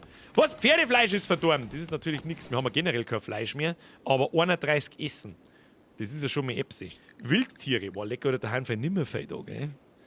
Ja, Schildkröten fangen wir mal. Orchkatzel, die wir zähmen. Hasen fangen wir. Meerschweindel fangen wir. Die werden alle verreckt sein, weil es so heiß ist. Oder abgehauen sein. Und die Garsen. Eigentlich, ja, tust du mal Steinbock, tust du mal ein Gas her. Tu ein Gas her. Aber wir brauchen Fleisch. Jetzt haben wir dann hoffentlich irgendwann einmal Glück, dass unsere Rauchpflanze da mal fertig wird. Kartoffelpflanzen ist bei 88%, Heugras ist bei 70%. Ja, wird schon. Was macht die Zenz? Die Zenz ist beim Jung. Ganz ehrlich, es ist gerade wirklich wichtig, ja. Da mehr. Jagen. Ja, ist bei der Zenz schon wichtig, aber nicht so wichtig. Sag ich dir, was ist? Bei dir ist Bauen wichtiger. Bei dir ist Bauen wichtiger, ich sag das, wie es ist. Ja, unsere Räume werden schon. Ja, da haben ja schon die ersten Pflanzen drin. Das ist auch wichtig fürs Ansehen. Die gehen plus 18. Und schon ist die Attraktivität in dem Raum bei 0,5. Und wenn du dann deine Kolonisten anschaust, zum Beispiel jetzt vom Birger, dann hat er beim Bedürfnis, soll er da eigentlich kein, wie soll ich sagen, ja, geräumige Umgebung. Brennende Arbeitslust, er ist verschwitzt ein wenig, schlief in der Hitze. Gut, das können wir momentan nicht ändern. Aber ja, unangenehm, und dieser Ort ist unangenehm, muss man. Oh, er kriegt einen 16er Boost, weil er bei Nacht wach ist. Das ist natürlich auch gut. Oh, was ist mit der Franzi? Bedürfnis. Schläfrig. Kein bekiffter Akademiker. Ja, wir brauchen einen Wie macht man das mit bekifften Akademikern? Das sind ja so Ränge innerhalb. Was ist denn das eigentlich? Gesundheit. Bewusstsein, 90%, Schmerzen, ein bisschen. Wie tut man das gleich wieder? Wer dann so ein. Warte mal, jetzt gehen wir mal auf den Birger. Das ist der Brettschneider, oft fanatische Fleischfetischisten, männlich Birgist. Wie gibt man denen? Birgismus, ja. Das ist doch. Du, wenn du der Orchkatzel holst, dann ist das ein Unterviech von mir, oder? Von dem los ich die Fegeln. Dragonfly schreibt, du musst ein Religionsrelikt bauen und dort kannst ein Fest zum Rollenwechsel. Wie gesagt, das habe ich noch nicht so oft da. Das habe ich ein einziges Mal, habe ich Ideology Offstream einmal gespielt, auch mit zum Schauen und so. Aber ich habe nicht mehr gewusst, dass man sich da so ein Ritualding bauen muss. Jetzt da schauen wir jetzt einfach einmal. Das Spiel lässt mal laufen, warum nicht? Was haben wir da? Sicherheit, diverses. Da. Bong. Mittlerer Altar. Bekiffter Altar. Eine mittlere Plattform, die bei ideologischen Ritualen eine Rolle spielt. Eine Holzstruktur, also ein Riesenbong. Es kann während eines Rituals angezündet werden, um einige Stunden lang eine riesige Menge an Rauchblattrauch zu produzieren. Danach wird es zerstört. Gebetskissen. Das Ding da werden wir mal brauchen, oder? Reliquienschrein. Ne? Bauen wir mal so einen Altar. Freilich bauen wir so einen Altar. Bauen wir mal so einen Altar, weil es wurscht ist. Und Bett wird, weiß ich nicht, wo wird ein Bett? Wo bett man hin? Das ist eigentlich, kann man den umstellen? Kann man den ummontieren? Weiß das jemand? So einen Altar hätte ich schon gern. Den bauen wir dabei da her. Den bauen wir einfach mal da her. Eigentlich hast du recht, Sprengi, vor das Rauchpflanzenfeld. Absolut korrekt. Da hätte ich selber drauf kommen können. Vor das Rauchpflanzenfeld. So. Jetzt haben wir da ohne gebaut. Schön. Da fühlen sich unsere Leute wohl. Deswegen. Da brauchen wir noch einen riesengroßen. Den kann man nicht umbauen. Das ist natürlich kacke. Ja, dann reißt man ab. Ist mir wurscht, dann reißt man ab. So, weiter geht's. Wie heiß ist es jetzt da eigentlich noch drinnen? 26 Grad? Okay. Das lila Quadrat ist gratis. Was für lila Quadrat? Das Ding da. Das ist einfach nur der Platz, oder? Dann nehmen wir halt den. Bauen wir da her. Da so. Den wir weg. So. Starte Rollenwechsel. Was kann man jetzt da alles machen? Starte Party der Träume. Da klicke ich jetzt einfach mal drauf und schau, was passiert. Ja, genau. Dann kannst du deine Teilnehmer zusammenklicken. Du hast einen Redner. Was steht da? Diese Position sollte am besten von einem Kolonisten ausgeübt werden, der die soziale Rolle roter Raketenwissenschaftler. Ist nicht der Birger der rote Raketenwissenschaftler? Wer ist denn der rote Raketenwissenschaftler? Haben wir überhaupt einen roten Raketenwissenschaftler? Anführer anwesend. Ja, wir haben ja gar keinen roten Raketenwissenschaftler. Haben wir Gebetskissen, Rednerpulte, ein Altar, ein Anführer anwesend und so weiter. Und mit jedem Element, das du da drin hast, desto qualitativ hochwertiger wird diese Party der Träume, also die Kifferrunde, und desto zufriedener sind deine Leute. Aber starte Rollenwechsel. Bekiffter Akademiker, neuroter Raketenwissenschaftler. So, also machen wir einen Birger, machen wir mal zum roten Raketenwissenschaftler. Ja, Teilnehmer 4 von 2, erwartete Qualität 100. Voraussichtliche Dauer 2 Stunden. Und dann ist er roter Raketenwissenschaftler. Sozial Rolle zuweisen. Jetzt bin ich gerade zu blöd zum Kapieren. Wo meinst du Sozial Rolle? Ja, aber das ist auch mit so einem kleinen Mini-Ritual verbunden. Dann geht halt das ja so auf. Also, aber passt schon. Jetzt machen wir erst einen roten Raketenseppen und dann machen wir diesen Akademiker. So, starten.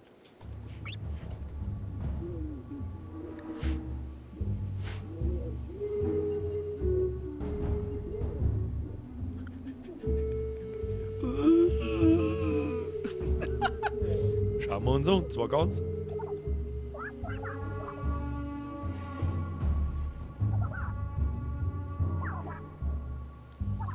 Da bin ich sogar vom Zuschauen schon ein bisschen blöd.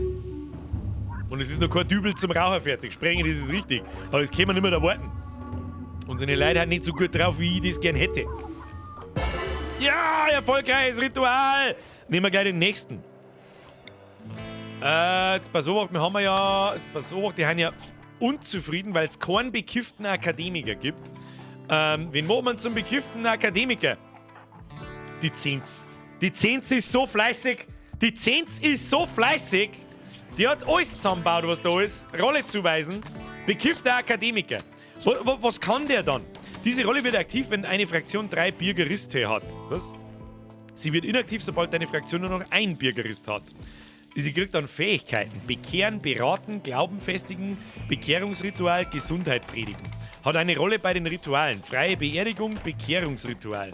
Muss ein Biergist sein. Ja, das ist in Ordnung. Was ist... Was für ein Schwanzfunktionär? Du, was ist denn ein Schwanzfunktionär? Weiß ich nicht! Der Tierspezialist! Außerdem, die zensierte Version davor ist der Graufunktionär, spreche ich, richtig. Und der Ackermeister. Der einzige Ackermeister, der da ist, ist der Bierger. Ich kapier's nicht. Ja, Moment 10, du bist bekiffter Akademiker, jetzt erst einmal so, los geht's. Ja, und Moment, Zeit voraus. Ja, da kann man so machen, dass bloß 2 Leute dabei sind, oder? Da braucht man bloß 2, nicht alle 4. Dann können wir das vielleicht ein bisschen beschleunigen und die anderen können einfach weiterarbeiten, bevor wir alle verhungern. Haben wir überhaupt noch was zum Essen? Jawohl. So, Bedürfnis. Sehr schön. Jetzt haben wir einen bekifften Akademiker, mehr brauchen wir nicht. Was sind sonst noch so die Bedürfnisse? Leichter Entspannungsmangel, ja, verschwitzt, das ist so der Sommer, was soll ich machen? Und Aas ohne Tisch. Ja, Leute, dann kann ich euch auch nicht helfen. Den Scheiß, der haben wir jetzt mal weg da. So ein Tierplatz bauen wir auch mal da rein. Ja, wird schon passen.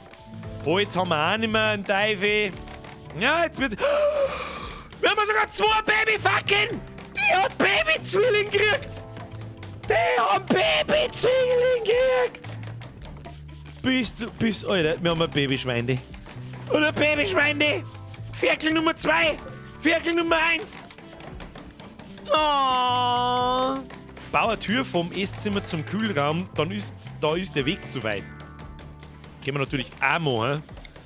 Einmal so. Da, unser Miezi frisst alles zusammen. Was mit den Wildtieren? Warum wird denn da eigentlich nicht gejagt? Was ist denn da los? Elena!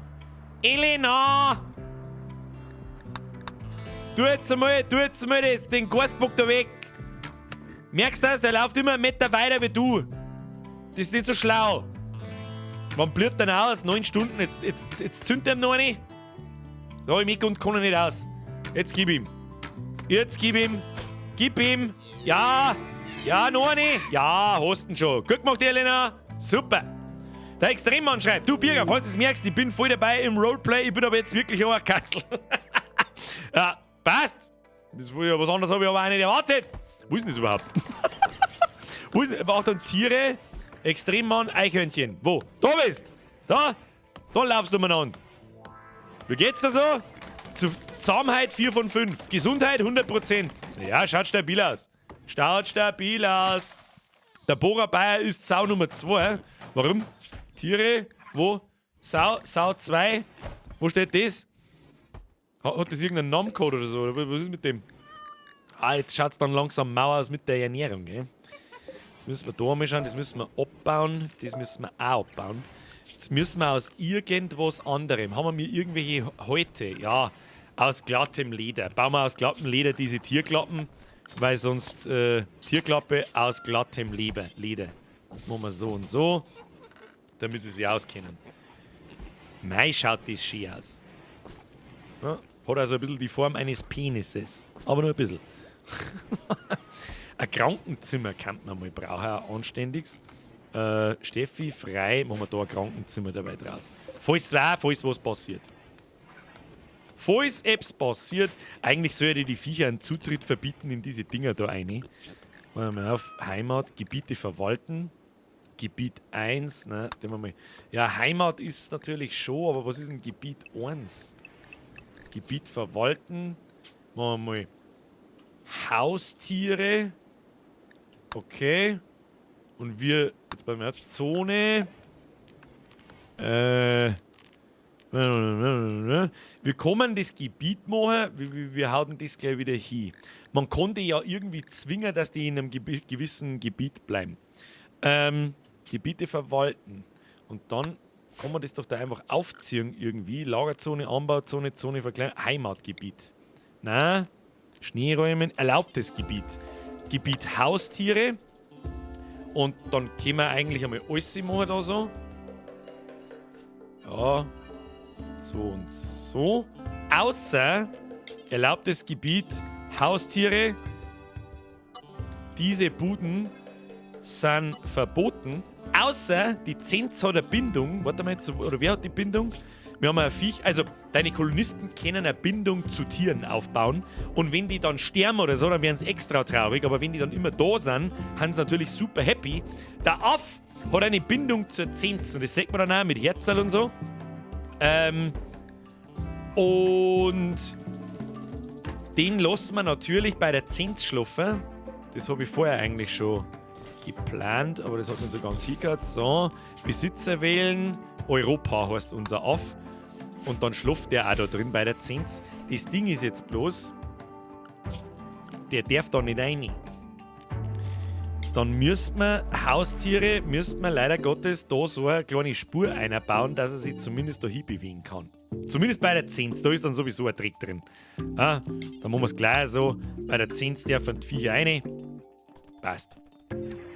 Schaut gut und stabil aus. Arbeit, wie schaut es eigentlich mit dem Reinigen aus? Viel mehr gereinigt gehört, Leute. Machen wir Priorisierung, reinigen, da liegt überall Blut und Kotze umeinander.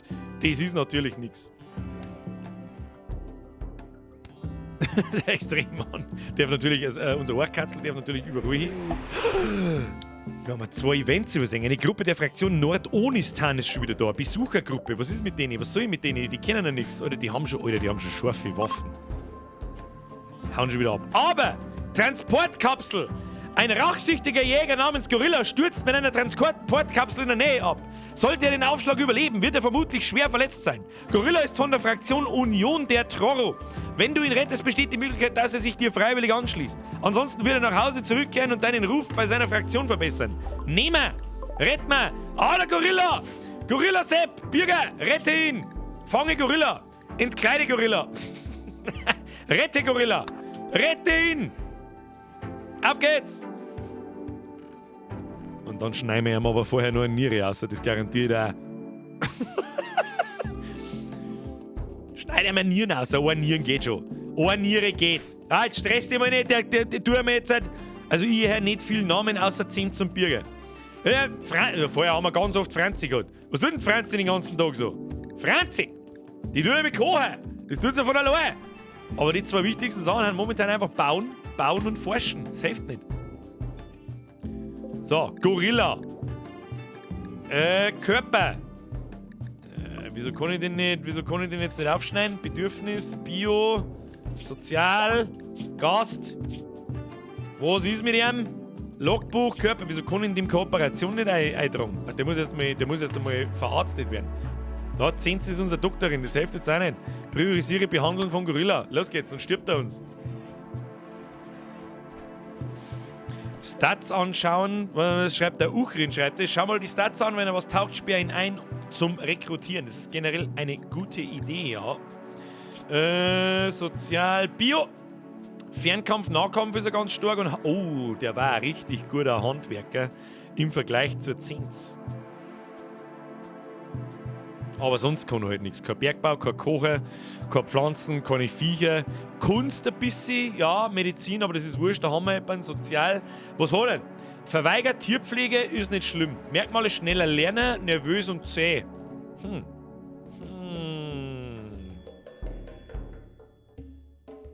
Handwerk ist gleich Crafting an Werkbänken, nicht bauen. Bist du da sicher? Ah, Konstruktion. Ah, dann ist er hinfällig. Dann interessiert er mich nicht. Dann war er nur für den Fernkampf und Nahkampf interessant. Sag ich dir, was es ist. Den weg. Brauchen wir nicht. Ich hab gemeint, das ist Konstruktion, habe ich verwechselt. I'm sorry. Den nehmen wir brauchen einen im Bau. Der ist schlecht. Aber wir kann man natürlich auch gefangen nehmen. Und einmal eine Niere und so weiter. Soll man schlachten? Wie schaut's denn mit der Fraktion aus? Vasallo Gorilla Lumbrupto, Union der Trororo. Wo haben die? Union der Trororo. Oh, die haben neutral. Also bei denen kann man natürlich auch einen Ruf pushen. Bei denen, die schon feindlich sind, das ist mir wurscht, die kommen sowieso. Aber wenn wir den umbringen, dann greifen uns die halt auch. Wo ist denn Achtung, Weltkarte? Und das sind das die da. Engo, Union der Trororo. Union der Troro. Und wenn unsere direkten Nachbarn grantig auf uns wären. Oh oh! Oh oh! Das ist nix, das wollen wir natürlich nicht, das macht es nur unnötig noch schwerer. Also rett man und dann soll er heimgehen und dann wird der Ruf besser, so schaut's aus. Schlafen die Schweinerl jetzt drinnen oder draußen? Momentan draußen, weil Moment. Da muss ich die Tierschlafplatz abreißen. So, und dann weisen sie sich selber da irgendeinen Platz zu. Das passt schon. So, wie geht's im Gorilla? Körper, alles verpflegt, Blutverlust schwer, das wird schon wieder. Gorilla, Bubi, das wird schon wieder, tu dich mal nicht runter. Tun Sie sich mal nicht hinunter, das wird wieder, schauen wir mal, was sagen denn unsere Viecher? Ja, die haben nicht noch mehr geschnackselt. Ist nicht schwanger, das ist natürlich nichts. So, Wildtiere. Truthahn, jagen, Steinbock, jagen, Bubenrate, ne, oh, 1000, oder wie viele Eichhörnchen haben da? Alter, die müssen wir alle zähmen. Die müssen wir mir alle zähmen. Da ist ein Hörnchen, das haben wir gezähmt, das brauchen wir natürlich nicht. Wir brauchen ein Mandal. Ah, irgendjemand muss einen Extremmann zusammenhauen. Herr Robin, bist du so arrogant oder warum reagierst du nicht, wenn ich grüße? Ist das dein Ernst, Mr. Robin?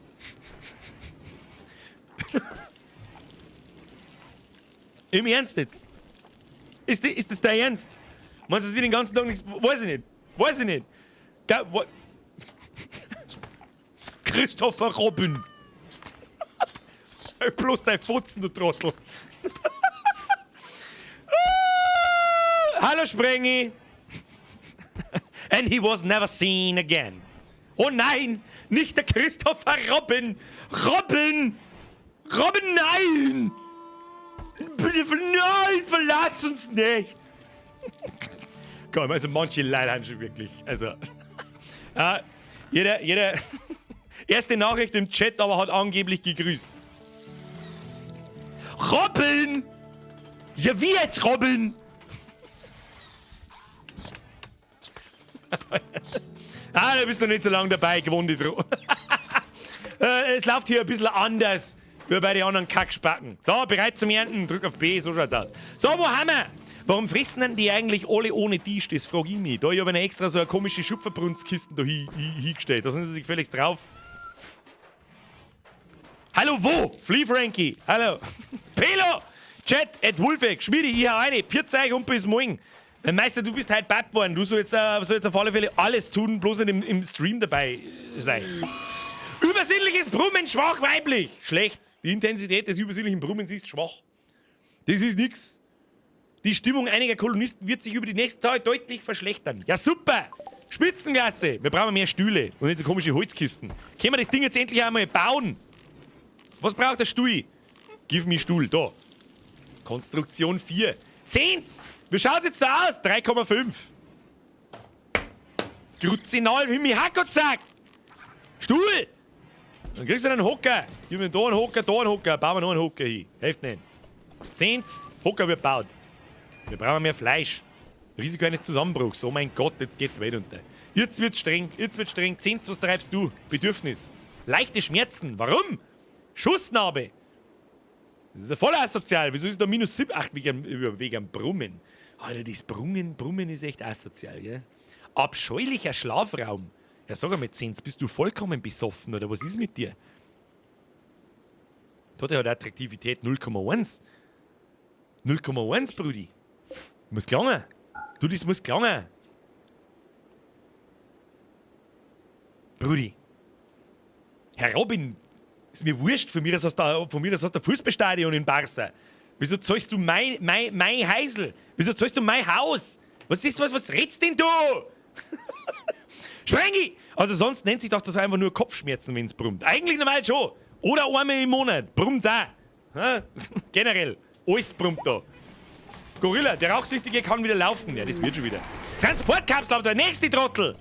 Was ist denn da? Sag mal, was ist? Jetzt geht er total weit und ich komme gar nicht mehr mit. Ein Späher namens Salas stürzt mit seiner Transportkapsel in der Nähe ab.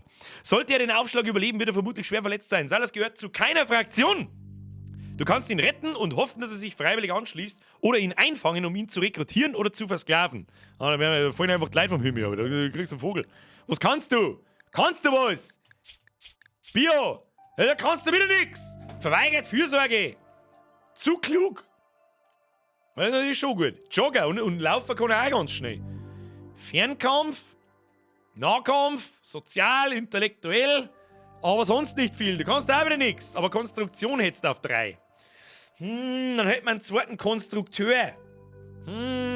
Was sagen wir denn da? Nehmen wir den oder was? Nehmen wir den oder was? Konstruktion mit Flamme plus. Ja, und er ist gleichzeitig halt noch auch zu klug und hat eine globale Lernrate von plus 75%. Nehmen wir, oder? Nehmen wir. Haben wir für den überhaupt einen Platz? Haben wir für den Zipfeljahr überhaupt einen Platz? Ja, in der Kühlkammer haben wir einen Platz. Ja, fangen wir mal den. Aber nicht 10. Elena, du fangst ihn. Salas, rette Salas. Los. Oh, jetzt hast du einfach die Schildkröten da hinten fallen lassen. Ja, die holt sich schon etwa.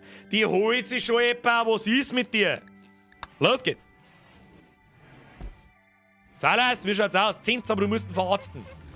Bist schon dabei, oder? Jawohl. Wenig Medizin.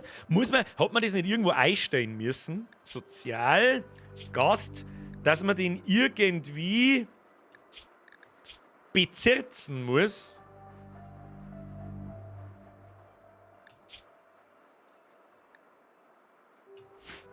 Ja, du musst gefangen nehmen. Ah!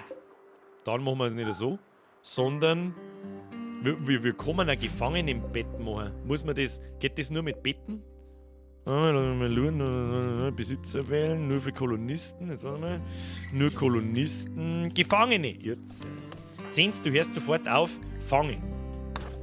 Fangen. So, ist gefangen. Entschuldigung, habe ich mich vertan. So wird er natürlich auch gesund, aber er geht dann wahrscheinlich heim. So, was hat denn seine Er hat einen Bruch. Was, die Wirbelsäule hat er sich gebrochen? Super! Jetzt hol ich mir einen Querschnittsgelähmten! Wenn ich Pech hab! Ja, dann bringen wir ihn um. Wenn er querschnittsgelähmt ist, dann muss er gehen. Psst, psst, psst, ist gleich vorbei. Kann man immer noch ausschlachten. Wölfgen, absolut korrekt. Na, hat auch 2 Nieren, eine Lunge und ein Herzl. Oh, was ist mit der 10? Die hat gleich einen anderen Zusammenbruch. Was ist mit ihr? Was ist mit dir? Bedürfnis. Heiß. Ja, ich kann dir jetzt auch nicht helfen. Was meinst du? Was ist jetzt da? Was sollst du dann putz halt nicht. Was tust du denn jetzt? Jagd Steinbock. Man legt dich halt dann hier oder was weiß ich, was du tust. Oh, die Franzi ist auch gleich am Durchdrehen. Bedürfnis, schwaches Brummen. Das soll wieder aufhören. Wie lang noch? Dauert das 6 Stunden. Da passieren so viele Sachen gleichzeitig. Jetzt geht's gleich komplett den Berg runter. Das sagt der ich, wie es ist. Birger, was ist denn eigentlich mit dir? Pflanzen mal da Bläme an jetzt. Priorisieren, anbauen. Und da unten auch, damit wir mal einen kleinen Buff kriegen für die Zufriedenheit, dass wenigstens in einem schönen Zimmer oder so geschlafen haben oder irgend sowas. Was sind denn sonst so die Problemchen, die man vielleicht... Abscheulicher Schlafraum, leichte Schmerzen, Entspannungsmangel, heiß. Ja, lauter so ein Kack halt. Sollen wir mal ein Festel fahren? Stocki! Aber ja, scheiße, ich habe schon wieder Leid übersehen. Kruzifix. Schrö! Hallo Bürger! Merci für den Euro. Oh, Katzel! Merci für den Zwickel. Meister, ach ja, wo ist ein Heisel? Echt immer noch, 5 Jahre später. Merci für den Zwickel. Und all hail to die Ohrkatzel. Ja, ist wichtig. Aber eigentlich müsste die dafür knockert sein. Dafür bin ich ein bisschen unzufrieden. Egal. Stocki, merci für den Fünfer. Sag an Edi und an Luca, dass er sie die Pizza schmecken lassen soll. Edi und Luca! Einen guten Alter. Merci dir. 10 geht, was? 10 geht ein. 10 geht wirklich hart ein. Ja, die hat jetzt dann gleich einen Nervenzusammenbruch. So schaut's aus. Was der man mit der? Die soll sich einmal Healing und schlafen. Die ist doch nicht ganz sauber. Was ist mit dir? Zeitplan, 10. Da habe ich keinerlei Entspannung. Ich kann es aber auch nicht zwingen zum Entspannen. Das ist halt das Dumme. Zeitplan, größer Urlaub. Ja. Oh, Kartoffelpflanzen sind bereit zum Ernten. Ja, bitteschön. Jetzt muss ich mal schnell was probieren. Befehle, ernten. Bis H. Was ist da? Verwirrung. Zens. Zens hatte einen Zusammenbruch und geht verwirrt umher. Dies geschah aufgrund von schlechter Laune. Der auslösende Faktor war schwaches, übersinnliches Brummen. Ja gut, da können wir nichts mehr dagegen. Das ist halt jetzt, wie es ist. Wir haben auch nicht mehr viel Medizin. Müssen wir mal ein paar so Wurzeln da absaugen. Jawohl. Jawohl. Haben wir da rundherum in der Nähe noch ein paar so Wurzeln. Da, die haben noch nicht fertig gewachsen. Ist aber auch nicht schlimm. Haben wir da auch noch nicht. Haben wir mir nicht auch welche angebaut? Überfall! Franklins Landminen! Ah, jetzt werden wir angegriffen und wir haben keine Zehns! Ah! Das ist Lynn. Was hat die? Schauen wir mal, was Lynn hat. Die hat ein Messer. Ah, fuck! Verteidigungsposition haben wir keine. Angriffsmodus! Wo fangen wir den ab, den Zigeuner? Den müssen wir wieder kiten. Ah, gehen wir mal alle da so her. Ah, der kommt schon. Ah, da suchen wir uns offenes Gelände. Da platzieren wir uns da. So. Wer hat jetzt da eigentlich was? Inventar. Der Bürger hat einfach gar nichts. Der hat seine Keule verloren. Okay, die Elena schießt. Die Franzi schießt. Und Steffi und der Bürger kiten. Aber was du Zens macht nicht mit. Zens bockt. Ah, da geht uns jetzt natürlich ein Schütze ab, gell? So, Lynn. Wie schaut's jetzt aus da? Jetzt komm ich da mal entgegen und dann laufe ich einfach ganz schnell im Kreis davon. So, Lynn. Ah, weg. Weg. Ja, schießt's. Gib ihm! Oh, weg. Ab. Lauf. Lauf davon. Auf. Ja, ist schon getroffen. Ja. So, wieder oben. Ja, noch mit getroffen. Jetzt stirbt der Sau. Ich brauche Nieren. Ja! Na, fuck, jetzt ist es tot. Nein, das ist natürlich scheiße. Ein Todi kann man nicht munter machen, hat es dabei. Und ein Messer. Bürger, du hast ja gleich einmal das Messer. Bewaffne dich mit dem Messer aus Stahl. So, und dann geht's wieder schlafen allesamt. So schaut's aus. Was haben wir da? Die wird geschlachtet. Ein scheiß rostiges Buttermesser. Das ist richtig. Messer aus Stahl. Aber nur 22%. Besser wie nix. Sag ich aber, es ist besser wie nix, aber lieber die Keule eigentlich. Eigentlich soll er lieber die Keule nehmen. Die Keule flackt im Saugartel, da wo der Bürger zusammengefallen ist. Ja, die hat er automatisch da umgetragen. Ich glaube, das ist seine Keule da. Der Knüppel aus Holz. Aber wir haben den Angriff erfolgreich abgewehrt. Das war wichtig. Ja, noch sind die Angriffe sehr harmlos. Aber sobald die mit Schusswaffen kommen, kriegen wir ein Problem. So schaut's aus. Wir brauchen mal irgendwie Pistolen oder ein Gewehr oder irgend sowas. Tote kann man nicht schlachten, doch schlachten, ich meine ausnehmen, habe ich gemeint. Also sich ihrer Organe zu eigen machen. Oder Wildtiere, Tiere, ist schon irgendjemand schwanger? Nein. Naja. Der Lost Barbarius schreibt, der Bürger sitzt im Garten und trinkt Bierle, aber jetzt habe ich doch einmal vorbeischauen müssen. Du, das denke ich mir schon, heute war es so verfickt heiß. Wer heute im Stream da sitzt, schon macht die absolute Pro-Gamer. Absolute Pro-Zuschauer, weiß das eh, wie es ist. Der Holzensepp. Nein, den habe ich schon gelesen.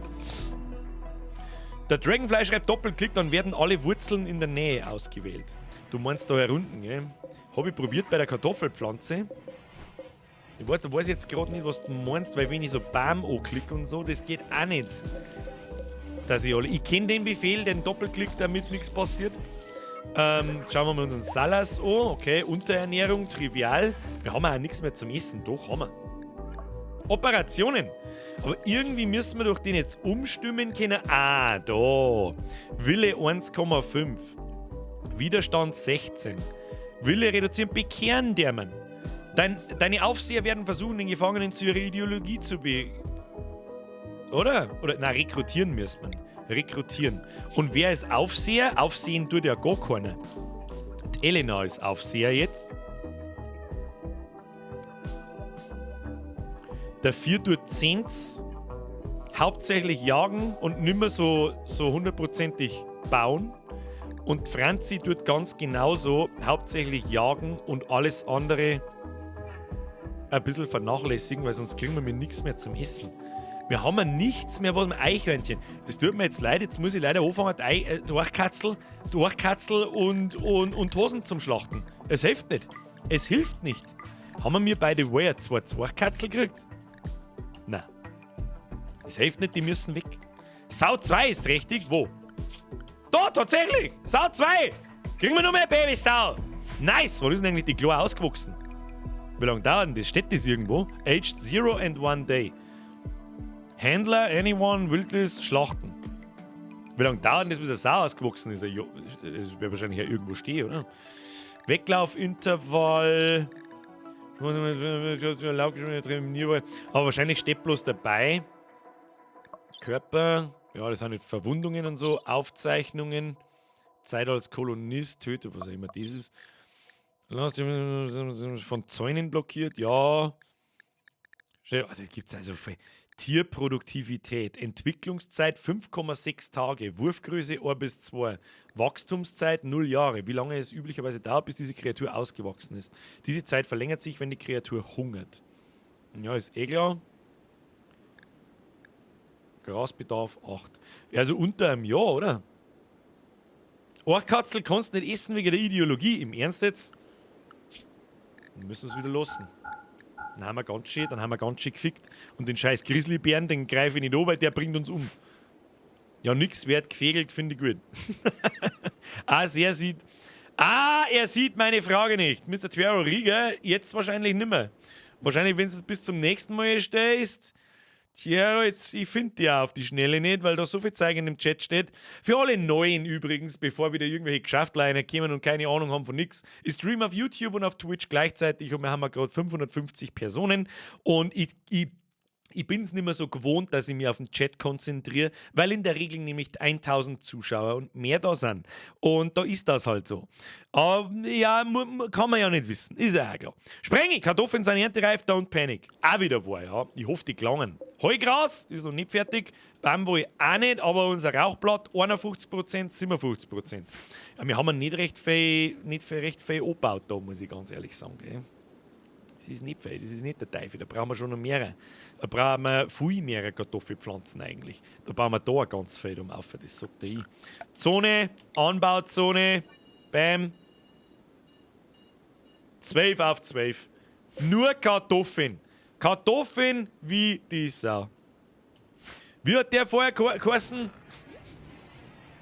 Nico, welcome to the squad. Merci für deinen Resub. Servus, wie geht's? Eigentlich ganz gut. Ich muss ja ganz ehrlich sagen, die Temperatur ist einigermaßen erträglich da herin.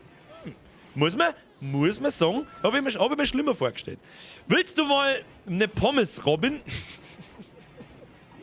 Ja, ich muss meine 2 Häuser in Barcelona zahlen. Was möchtest du mit deiner Scheiß... Pommes, oder? Screen und Rechnung or it didn't happen, so schaut's aus. Brauchen wir jetzt eigentlich noch irgendwas Tolles? Ja, mehr Essen. Also Essen ist vielleicht schon gescheit knapp, gell? Kruzifix. Instable Health. Haben wir da auch irgendwie eine Wachstumsrate, die es bei den Viecher anzeigt, wie schnell das die reifen, wenn man so will? So, das Silas, Sozial. Was haben wir da? Versprachtolle Zeit. Er fragt ja, ob er die Kolonie beitreten will. Sau 1 ist richtig! Jawohl! Easy! Mizi hat Pfiffe, das habe ich auch gesehen. Was ist denn da eigentlich? Oh, Menschenfleisch haben wir wieder. Haben wir dann eine Menschenhaut wieder? Ich glaube schon. Na, die brauchen wir jetzt nicht mehr. Ja, schaut alles ganz gut aus. Schaut alles sogar sehr gut aus. Elektrizität wird jetzt dann gleich fertig. Und dann haben wir unser ganz schön stabiles, solides Ding dahergebaut. Schon nett. Der Proxy schreibt, weiß jetzt nicht, ob das so geil ist, krank, schwach und verletzt in der Kühlkammer mit toten Viecher zum Flackern. Ach, das wird schon, jetzt tut er mir nicht runter. Außerdem ist der nicht krank, sondern der ist gefangen. Hungernde Kolonisten. Ja, fuck, wenn man nichts mehr dann hol dir was zum Essen. Franzi, bist du behindert? Ist halt dann was. Das hat's kurz gelohnt. Hat nicht hingehört. Hebe einfach mal, konsumiere einfache Mahlzeit. Für Gefangene reserviert. Für Gefangene reserviert. Ach, weil der ganze Raum jetzt für Gefangene gilt. Das ist ja voll behindert. Ne?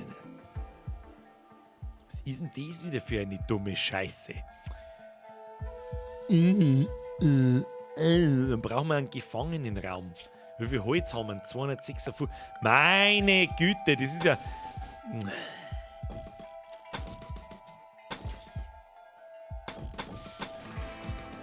Müssen wir einen Gefangenenraum bauen. Das hilft uns alles nichts. Salas Speer ist vollständig geheilt. Ja, und jetzt muss ich mir da... Jetzt weiß ich auch nicht, was ich mit dem da soll. Das ist ja voll beschissen! Ess einmal was! Ja, jetzt rennen sie alle zum Essen. Also das ist ja voll behindert, dass dann das Essen für den Gefangenen gilt. Jetzt habe ich es einmal essen lassen. Und jetzt machen wir wieder gefangen. Und dann ist er wieder eingesperrt. Sozial, Gefängnis, rekrutieren. Ja, passt schon. Passt schon. Oh, Sklavenpreis. 1050 € soll man versklaven. Wie kann man da hinrichten? Sollen wir uns mal einen Sklaven halten, oder? Warum schaut das Dorf aus wie ein Schiff aus FTL? Das ist eine gute... Jetzt hast du mich drauf gebracht, an was es mich erinnert. Schaut aus wie ein Schiff aus FTL, richtig. Forschung abgeschlossen, Elektrizität. Nutze die Kraft der Elektrizität für verschiedenste Aufgaben. Nice! Und jetzt braucht man... Ja gut, jetzt kommen wir noch recht viel, oder? Doch eine Lampen und einen spritbetriebenen Generator, Stromkabel und den ganzen Scheiß. Aber wir brauchen ja erst einmal Solarmodule. Und ganz ehrlich, die darf ich sogar überspringen und sofort auf Geothermie gehen. Geothermiegenerator. Aber was braucht man für den? Für den braucht man Bauteile und so, oder? Ein Holzgenerator hast du schon. Ja, der nervt ja auch. Ich möchte es ja mit Batterie machen. Ah? Ja, machen wir Solarmodule. Da ist ein weiter Weg zur Geothermie. Solarmodule und dann Klimatechnik. Und dann können wir unser Zeug nämlich. Für die Kühlkammer reicht's. Haben wir nicht auch einen Kühlschrank? Jetzt warte mal, Klimatechnik. Doppelter Wandkühlschrank, großer Kühlschränke haben wir halt dann. Und Kühlungen. Und das ist super. Ja, dann können wir nämlich in den Essensraum einen Kühlschrank herbauen und lauter so ein Zeug. Dann haben wir da drin wieder mehr Platz. Das ist so. Sonnenfinsternis, ja, die ist mir wurscht. Die ist mir Sacke, das sagt die. So viel Kartoffeln, Alter! Die guten Kartoffeln zerfällt, nicht überdacht, draußen. Verdirbt in 30 Tagen. Die guten Kartoffeln! Weil der scheiß Gefangene da drin ist. Was ist mit der Zins? Zins kannst du mich schnell bauen. Was ist mit dir? Ja, nach dem Schlafen dann. Nach dem Schlafen. Weiter geht's. Wir brauchen einen Gefangenenraum. Das ist ein Witz also. Das ist ein Witz. Schneller. Ne, Zins, bist du wach? Was tust du? Entfernt Dreck. Du sollst den Dreck entfernen. Du sollst das da oben bauen. Baupause, Blaupause, Blaupause. Bauen. Los, los. Wie viel Holz haben wir noch? 247. Gelangt das? Ich weiß nicht. Ja, leicht. Die Elena hackt den Baum weg. Das dauert auch gefühlt 8 Jahre. Wir müssen halt den Raum da freikriegen mit dem Zipfeladam da. Dann hören wir auf, machen wir so für Kolonisten, dann holen sie sich wenigstens was zum Essen schnell. Brumm, brumm, brumm. Sonneneruption. Interessiert uns auch nicht, haben wir noch keinen Strom. So. 400 Kartoffeln, eingetragen, passt. Jetzt machen wir wieder für Gefangene. Und dann ist wieder gut. Dann ist wieder gut. Sehr schön. 10, wie schaut's aus da oben? Elena, tu jetzt mal den Ding da weg. 10C. 10C, wo haben wir da? Da hat Franzi kocht dabei sauber einen auf. Da tut Steffi eigentlich den ganzen Tag. Das würde mich interessieren. Ah, Holz aufgetragen? Jawohl, das ist Teamwork. Das sagt er. Und nach dem Schlafen baust du den Raum da um fertig. Das sagt er. Und der Betty. Strukturen, Möbel, Bett aus Holz. Da tun wir gleich 2 Stück rein. So. Sauber auf. Ah, 10C baut schon wieder, so ist recht. Bauen wir ein Bett alleine und dann fragt man den Idioten einmal da um, damit wir unser Lager normal benutzen können. War also ein Krampf, was ich gemeint habe, aber hat einen guten Punkt aufgedeckt. Ja, Herr Proxy, Krampf ist nie, aber das hat einen guten Punkt aufgedeckt. Genau wie es das sagt. Quest aktiv. Hütte mit Schätzen. Wir haben geheime Funksprüche abgefangen, wieder mal mit unserem allseits bekannten Holz-Walkie-Talkie. Aus denen hervorgeht, dass sie nicht weit von Unga Bunga wertvolle Waren im Gesamtwert von 666 € gelagert werden. Die Sammlung besteht aus Hypergewebe. 74 Stück. Es scheint, dass dort möglicherweise eine bisher unbekannte Bedrohung lauert. Weil die ersten Quests sind nicht schwierig, aber wir haben die Hand zu schwierig für unsere Kolonisten. Keine Rüstung, keine Waffen, kein gar nichts. Kein Essen. Jetzt müssen wir da erst einmal in diesen Kreislauf reinkommen, dass wir ganz stabil dastehen und uns sauber verteidigen können. Auch mit 2 Kolonisten einen sauberen Zaun rundum haben, dass Angreifer nur von einer Seite kommen können. Und dann schauen wir weiter. So, Gefangenenbett für Gefangene und das da löschen. So, und der Steffi, konsumiere einfach mal, nein, priorisiere zusammenlegen, entkleide Salas, nein. Was ist, wer ist unser Aufseherin, glaube ich? Elena, glaube ich. Priorisiere zu Bett bringen von Salas, Speer. So, bring den ins Bett. Eine mit dem gefangenen Zipfeladam. Der wird so lange bekehrt, bis er uns kehrt. So, hockt da drin. Wenig Medizin, weil wir haben nur 7 Stück. Ja, schauen wir mal auf der Karte ein bisschen umeinander. Ob wir da irgendwo erntereife Heilwurzeln haben. Haben wir.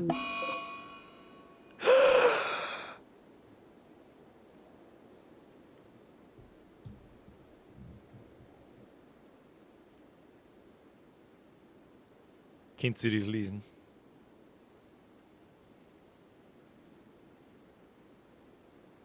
Aber... Nein! Nicht extrem, Mann! Extrem, Mann, nein!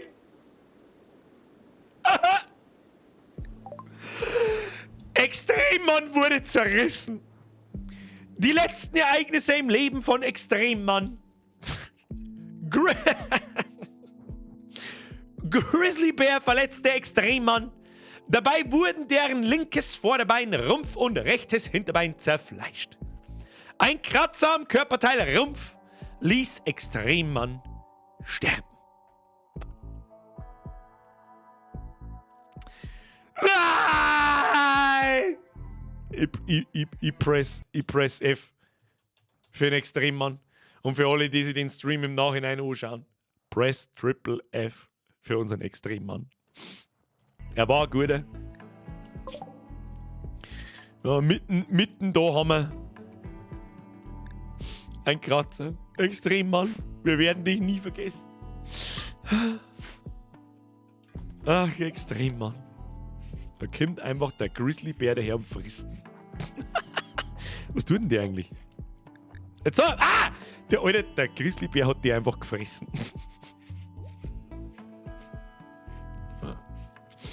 Er war gut. Er war gut.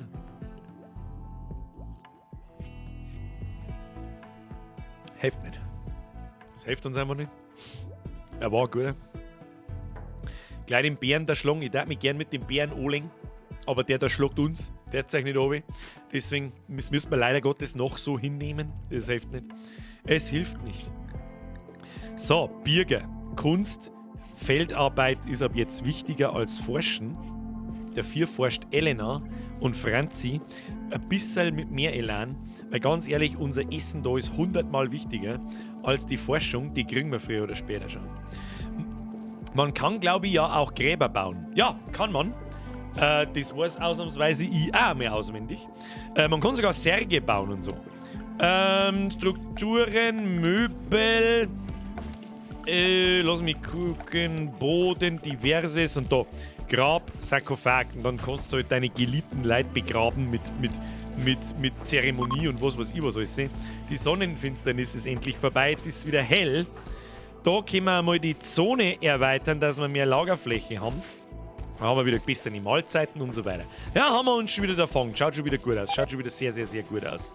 Was ist mit dem Gorilla eigentlich? Wann geht denn der mal wieder heim? Geht der irgendwann mal wieder heim? Unterernährung.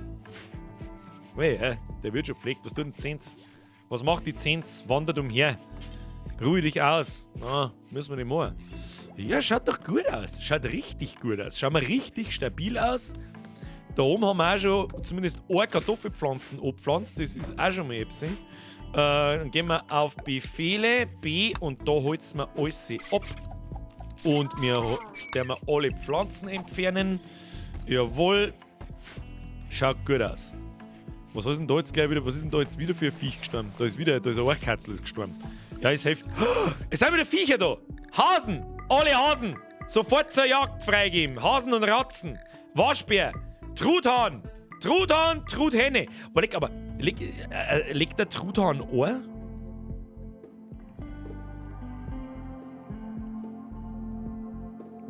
Legen Truthähne Eier?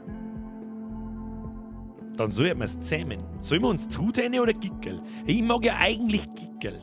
Also ich glaube, dass wenn wir mir so 10 einen Hahn und 10 Händel haben, dann haben wir mir so viel Ohr, dass es ganz aus ist. Ja, Tina, wenn das ist mir schon klar. Ja, why not both? Berechtigte Frage, Kinder.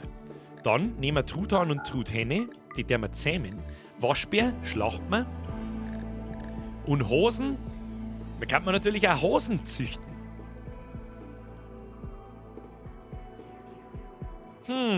Gubbel, gubbel. Gubbel, gubbel. Und ihn nennen wir natürlich auch Goebbels. Sag ich dir, wie es ist. Einfache Mahlzeit mal sind wir 20 im Lager verdorben.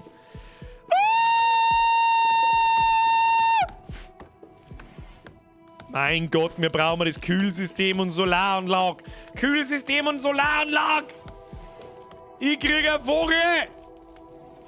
Verdammt.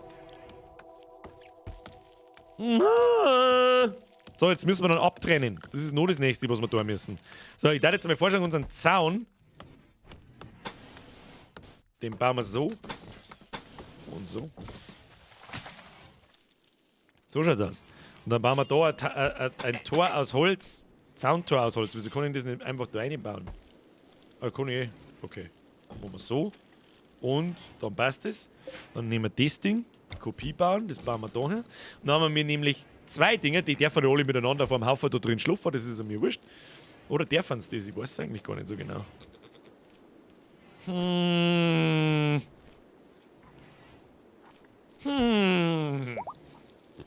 Ja, aber mal abdrehen. Schauen wir mal, was passiert. Weil eine zum Schlafen dürfen sie ja alle, aber da rausgehen, da ist es ja dann eingezäunt. Elena hat erfolgreich ein Tier gezähmt. Es ist der Truthahn. Schau hier. Haben wir ihn schon. Truthahn. Truthahn wo? Truthähne. Den nennen wir. Achtung, der kriegt einen Namen, weil er der Erste ist. Bedürfnis, Logbuch, wo ist denn das gleich wieder? Training. Gubbel. Gubbel. Es existiert kein Gehege für Truthahn. Ja, dann müssen wir vorerst, Moment.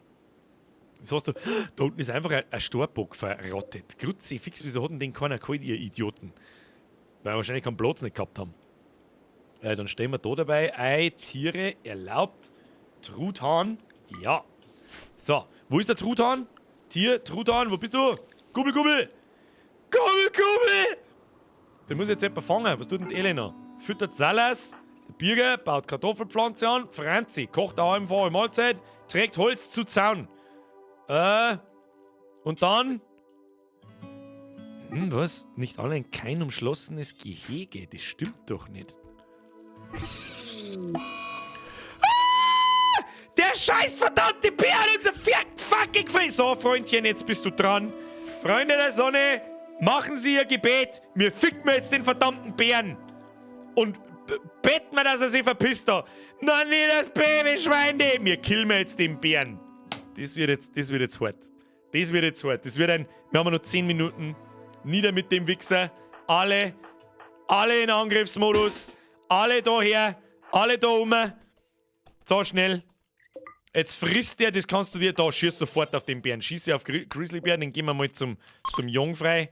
Schieße auf Grizzlybär. So. Ja! Du Wichser! Du stellst dich daher. Attackiere Grizzlybär im Nahkampf. Na, schieß auf Grizzlybär. Ja! Du Arschloch! Pimmelmann, Arschloch! Oh. Oh, Birger, Steffi, ihr habt's Nahkampf weg. Oh, Birger, lauf. Oh, ja, sehr schön. Lauf. Gib ihm! Ja! Grizzlybär ist hungrig und macht Jagd auf Europa, Affe. Du kannst mich mal... Ihr verdammten Pimmelberger. Komm, noch. Du musst sterben. Ist mir völlig Banane, du stirbst jetzt. Oh. Ja! 5 Stunden bis der ausblüht, du! Oh. Jetzt wird's Zeit zum Sterben. Oh, jetzt wird's Zeit zum Sterben. Oh, das war knapp. Nochmal, wir spielen mal Hardcore. Wenn jemand von uns stirbt, dann ist er tot. Ich kann ihn nie wieder zurückholen. Jawohl! Elena, Franzi, press F for Respect. Ihr habt sauber einen Grizzlybären da zusammengenudelt. Und jetzt wird er ausgezogen, geschlacht und gegessen. Du Wichser! Oh, press F fürs Babyfucking. Schade. Oh, dieser kleines Babyfuck ist der Vogellaufer. Nein, die haben alle der Vogel. Oh Gott, Zins. Du musst zurück, du musst das Ding bauen. Du musst sofort einen Zaun zubauen und dann fangen die irgendjemand die Viecher ein, weil sonst wie narrisch. Priorisiere Anleinen von Ferkel. Ja, Franzi, was treibst du so? Entspannen, ist auch in Ordnung. Wo haben die ganzen Viecher? Wo haben die Schweines? Wo haben alle Schweines? Nicht für Tierpflege, Franzi. Ja, Schweindi. Tiere. Sau. Hammer. Tier.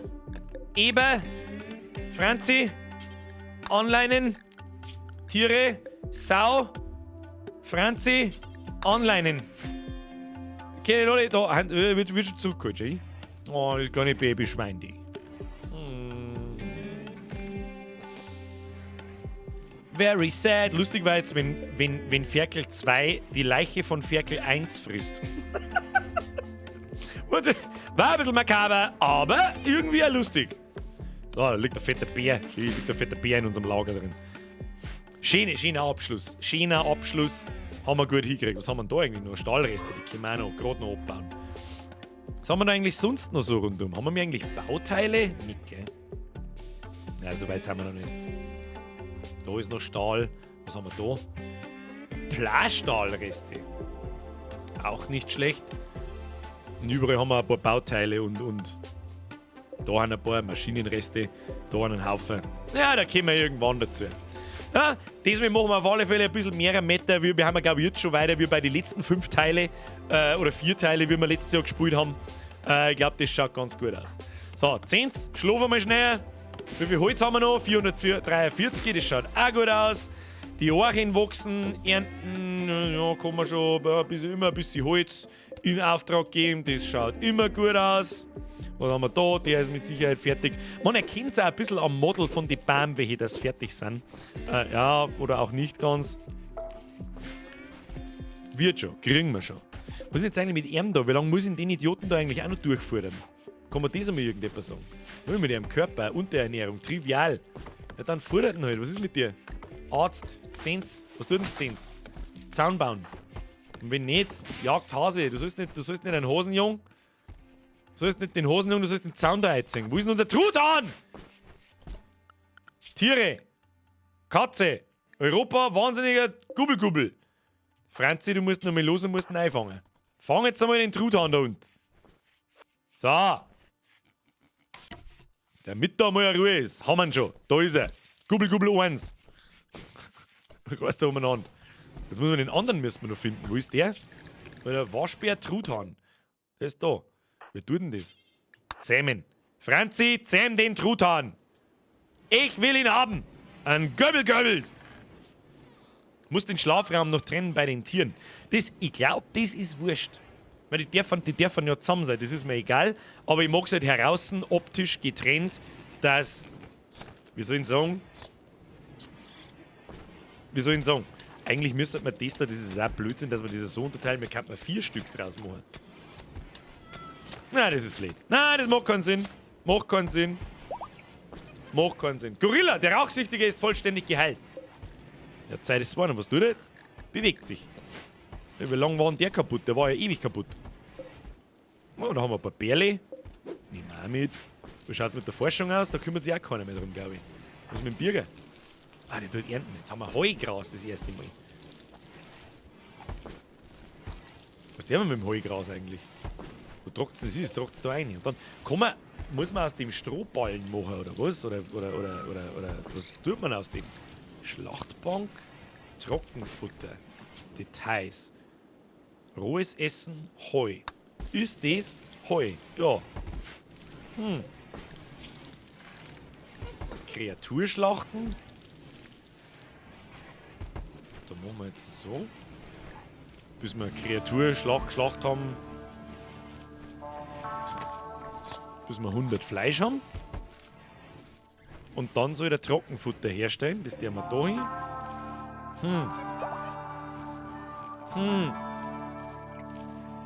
Union Toro. Der Ruf, es hat sich rentiert, dass wir den Typen helfen. Der Ruf bei der Fraktion Union der Troro hat sich von 0 auf 17 verbessert. Ja, das ist doch schon mal was. Ja, aller Anfang ist schwer. Wird schon. Und ich hätte das Trockenfutter, das hätte ich halt gern da im Gehege drin oder da halt überdacht. Wird das kaputt? Einmal ein Lagerplatz im Tiergehege und nur für Trockenfutter festlegen, priorisiert. Ja, aber halt überdacht, oder? Damit es nicht verrottet. Jetzt pass auf. Zone, Lagerzone. Die nennen wir mir Priorität. Hast du was geschrieben? Bevorzugt? alles verbieten. Außer Trockenfutter. Ja. Und kann man die Lagerzone eigentlich umbenennen? Ja, muss ja nicht sein. Und das ist halt die Fütterungs... machen wir es so. Schaut schöner aus. Moment, Zone verkleidern. So. Und dann liegt da über Trockenfutter dort und da können alle fressen. Ja? Ich weiß auch schon, wie wir es machen. Wir machen auf die anderen Seiten nochmal so einen riesen Zaun, den wir vielleicht schöner unterteilen. Und dann können wir da 4 verschiedene Tierarten in jedem Ding halten. Geflügel in den einen und die anderen Nutztiere in dem anderen. Vielleicht kriegen wir mal noch Kühe. Oder vielleicht kriegen wir irgendwann eins von den Muffalos. Da ist ja schon gar keins mehr übrig. Die Muffalos sind ja schon lang fort. Wildtiere, was haben wir noch alles? 5000 Eichkatzeln. Alpakas! Oh mein Gott, Alpakas! Und der zweite Truthahn, der ist immer noch da. Der ist leider noch nicht gezähmt, aber wir können es nochmal. Ein Tier schläft. Jetzt müssen wir warten, machen wir mal Zeit ein wenig schneller. Franzi? Schneller, schneller, schlafen wir schneller, Mr. Gockel. Alpaka-Wolle, beste Einnahmequelle. Ich überlege vorher gerade, gell? So, jetzt priorisiere Zähmen. Und ganz ehrlich, Alpakas! Ist da ein Mandala dabei? Jawohl! Oh, Esel sind für auch stark. Esel sind, aber da warten Muffalos waren natürlich noch krasser. Für diese Karawanen kannst du Nutztiere mitnehmen. Dann bist du schneller, je nachdem wie viel Beladung du mitnimmst. Ja, zum Handeln oder zum Kämpfer oder was auch immer. Da sind Esel nicht schlecht. Aber wurscht, wir zählen als Alpaka Männchen und ein Alpaka Weibchen. Warum eigentlich nicht gleich 5? Warum nicht gleich alle? Alle her damit. Der Motron schreibt, wie lange geht's heute? Es ist schon 10 Uhr, gell? Eigentlich mehr hätte ich gern aufhören, weil ich am Video weitermachen muss. Ich hab nicht mehr viel Zeit. Ich hab am Freitag nicht viel Zeit, ich hab am Samstag nicht mehr viel Zeit. Ich hab eigentlich bloß noch heute Nacht und morgen Zeit. Und morgen ist Feiertag, da bin ich eigentlich schon wieder lästig. Aber egal. Du als Heu mit in den Stall. Da kann man einen Boden auslegen, oder? Bringt das was? Warte mal. Boden, Stroh. Grobes Stroh, das in Stellen verwendet werden kann, billig und nahezu schmutzabweisend. Machen wir es so. Ja, haben wir fähig nur Heu. Über 1000. Was tut denn Zins schon wieder? Was tut denn die Zins schon wieder? Konsumiert einfach in Mahlzeit. Arbeit, Zins. Du sollst nicht so viel jung. Du sollst wieder mehr bauen. Das ist alles, was ich weiß. Futter haben wir momentan genug. Aber es verdirbt halt irgendwie gleich, gell? Franzi hat erfolgreich Tier gezähmt, das ist Truthahn! Deine Kolonisten nennen es Truthahn 1! Ja, das kannst du mal vergessen. Truthahn 1. Sozialtraining, Logbuch. Wo ist denn die? Ich kann mir's nicht merken, wo es gegangen ist. So, und den nennen wir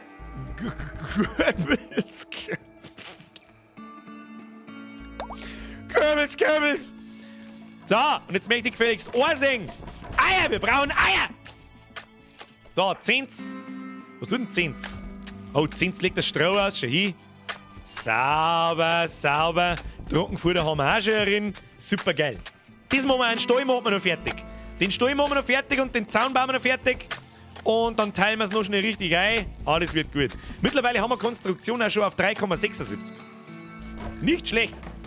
So, Schädel hinbaut. Jawohl. Und dann trägt Holz zu Zaun.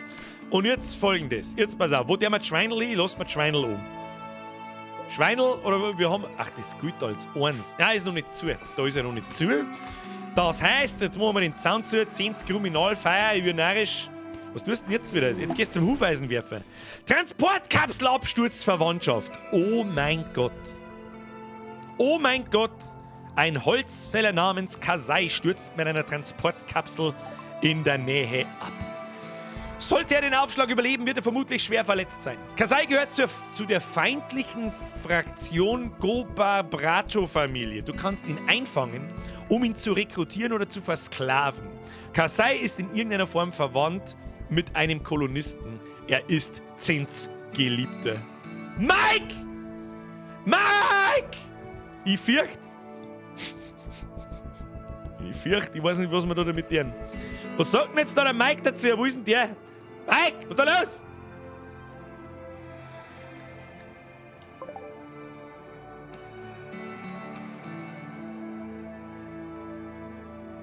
Und ich sage euch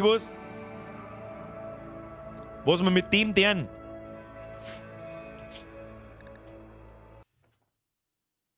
Man soll aufhören, wenn es am schönsten ist. Hashtag Cliffhanger, du Wichser!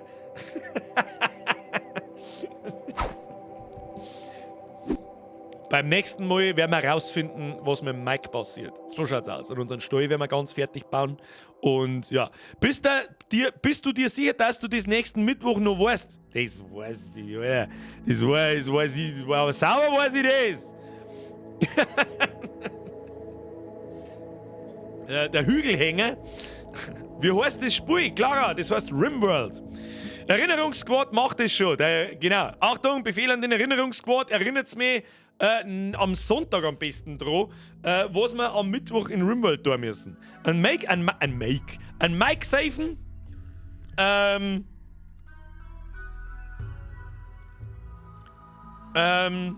Stall bauen. Und alles, was uns sonst noch einfällt. Ja, wir haben jetzt schon nach 2 Mal Spielen haben wir schon weiter als mit die 4 oder 5 Mal Spielen letztes Jahr. Habe ich zumindest das Gefühl. Einfach mal durchlaufen lassen, einfach mal Speed anmachen und dann geht schon was. Wird schon.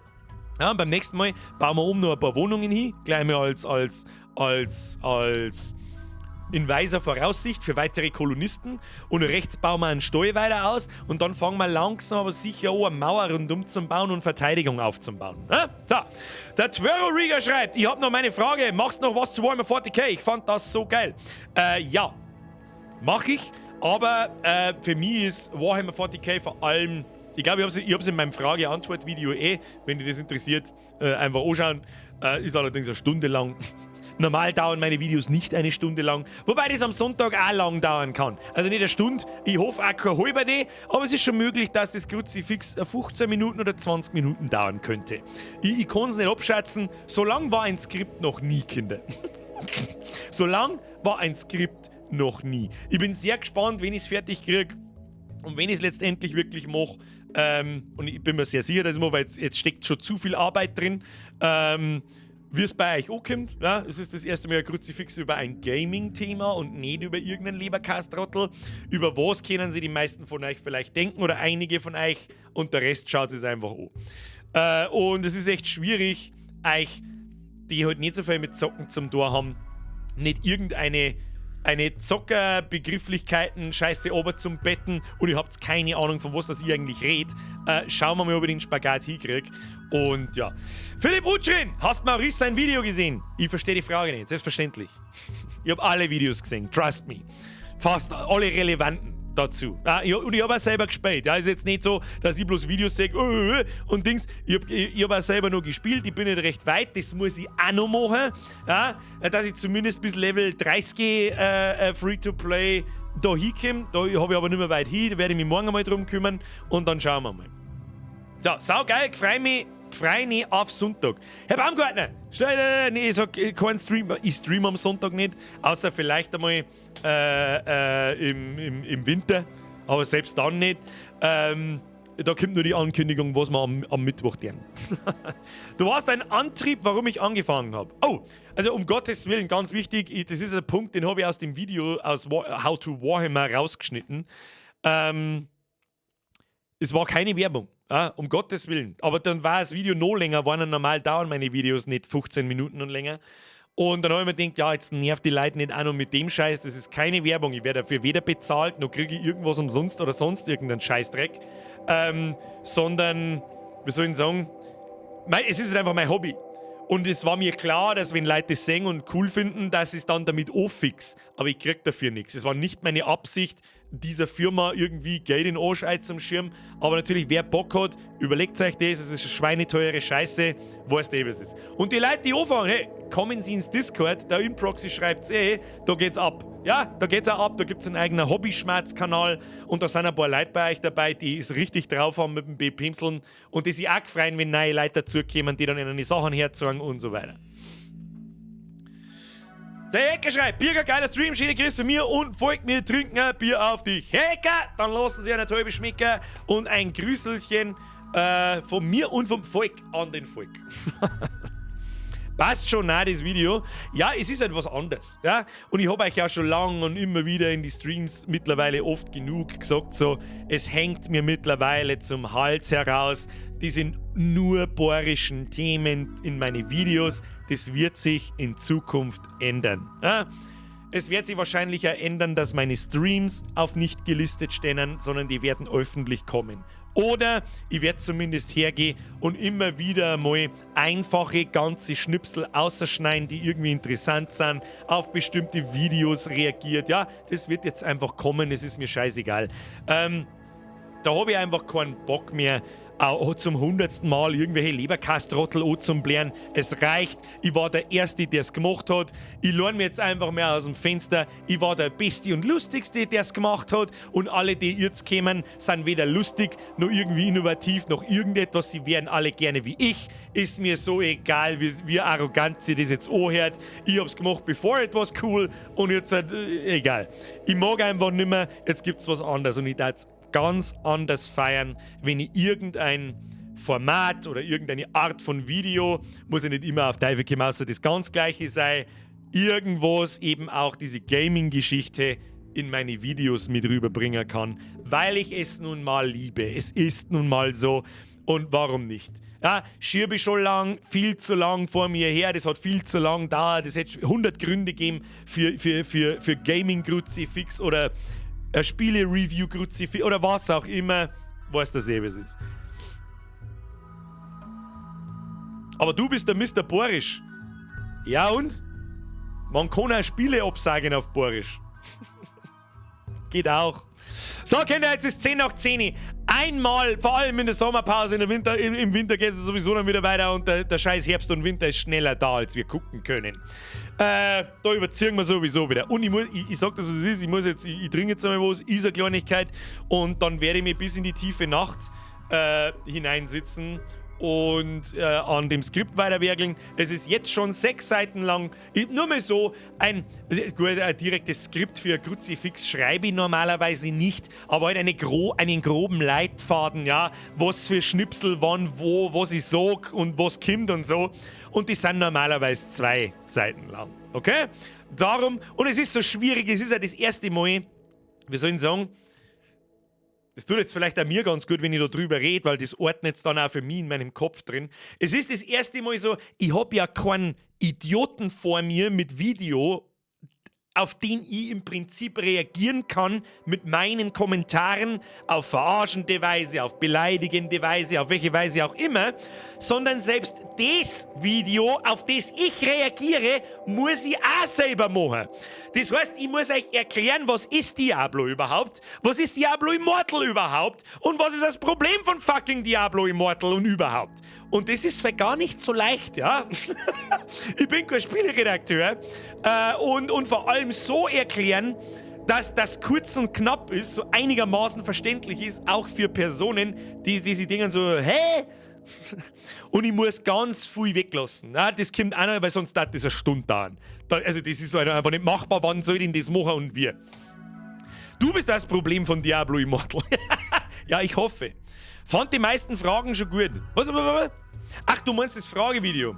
Für ganz angeschaut, was muss, das muss bringen. Herr Baumgartner, das freut mich natürlich. Ich hoffe, Sie hatten Spaß. Ja, es haben einige ganz angeschaut. Das habt ihr mir auch drunter geschrieben.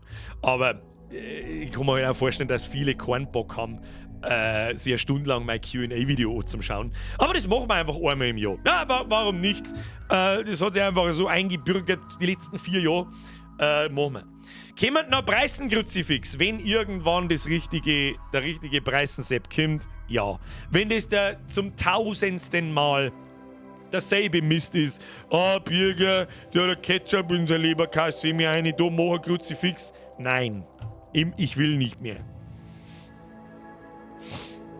Und ich weiß immer noch nicht, wie schnell ein unbeladenes Schwalbe ist. Ja. Das hat sich eingebürgert, ja. So, Freunde der Sonne, ich muss mich ans Werk machen. Ich sag's euch, wie es ist. Das auf die kurze Zeit jetzt fertig machen, wird schwierig. Und es soll ja auch einigermaßen lustig sein. Und oh, da will ich gescheit krantig. Ich sag's euch, wie es ist.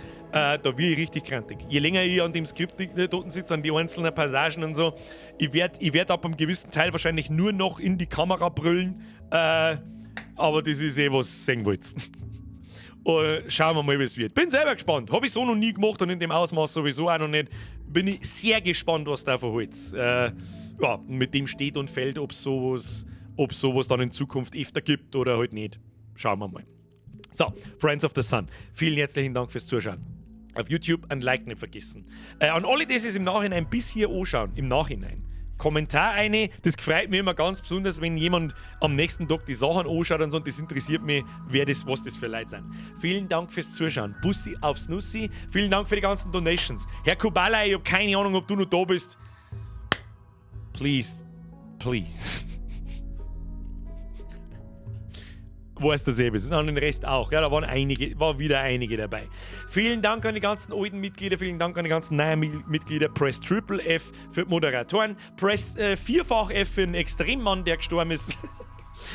Und dann sehen wir uns hoffentlich am Sonntag. Ich werde mein Bestes geben. Ich habe nicht viel Zeit bis Sonntag, das ist mein Problem. Freitag habe ich nicht viel, Samstag habe ich fast gar keine und da muss eigentlich schon fertig sein, weil ich es am Nachmittag oder am späten Nachmittag vorher ankündigen möchte, 24 Stunden vorher. Mit Erscheinungsdatum und so, wie ich es halt das immer mache. Und vor allem, das ist ja wirklich eine Premiere, das habe ich so noch nie gemacht, bin ich gespannt. Ist vielleicht auch wieder ein bisschen dumm, mitten im Sommerloch. Wird leider Gottes wahrscheinlich wieder untergehen und ich werde es nie wieder machen. Aber egal, jetzt steckt schon so viel Arbeit drin, dass ich nicht mehr zurück aus kann. Und jetzt schleicht es euch. Ich hoffe, Sie hatten Spaß. Mir hat es gefallen. Die 2 Viertelstunden sind wieder vergangen, wenn ich nichts sehe. Dankeschön. Bis Sonntag. Ansonsten spätestens Montag. Ankündigung kommt am Sonntagabend im Discord. Und jetzt wünsche ich euch vorab ein schönes Wochenende. Es wird sauer, ein schöner Feiertag. Bussi auf Nussi. Flockt euch aus. Schleicht euch. Grüezi all. Warte, einmal gibt's den noch. Ja, Tröte haben wir heute keine gehabt. Dann gibt's wieder die Elevator. Ja, aber das ist Schluss jetzt. Nein. Oberlandler, meine Last Euro goes to Bürger. Wann gibt's einen Stoffbürger? Und einen Vollbier-Squat-Strampler? Einen Vollbier-Squat-Strampler gibt's, glaube ich.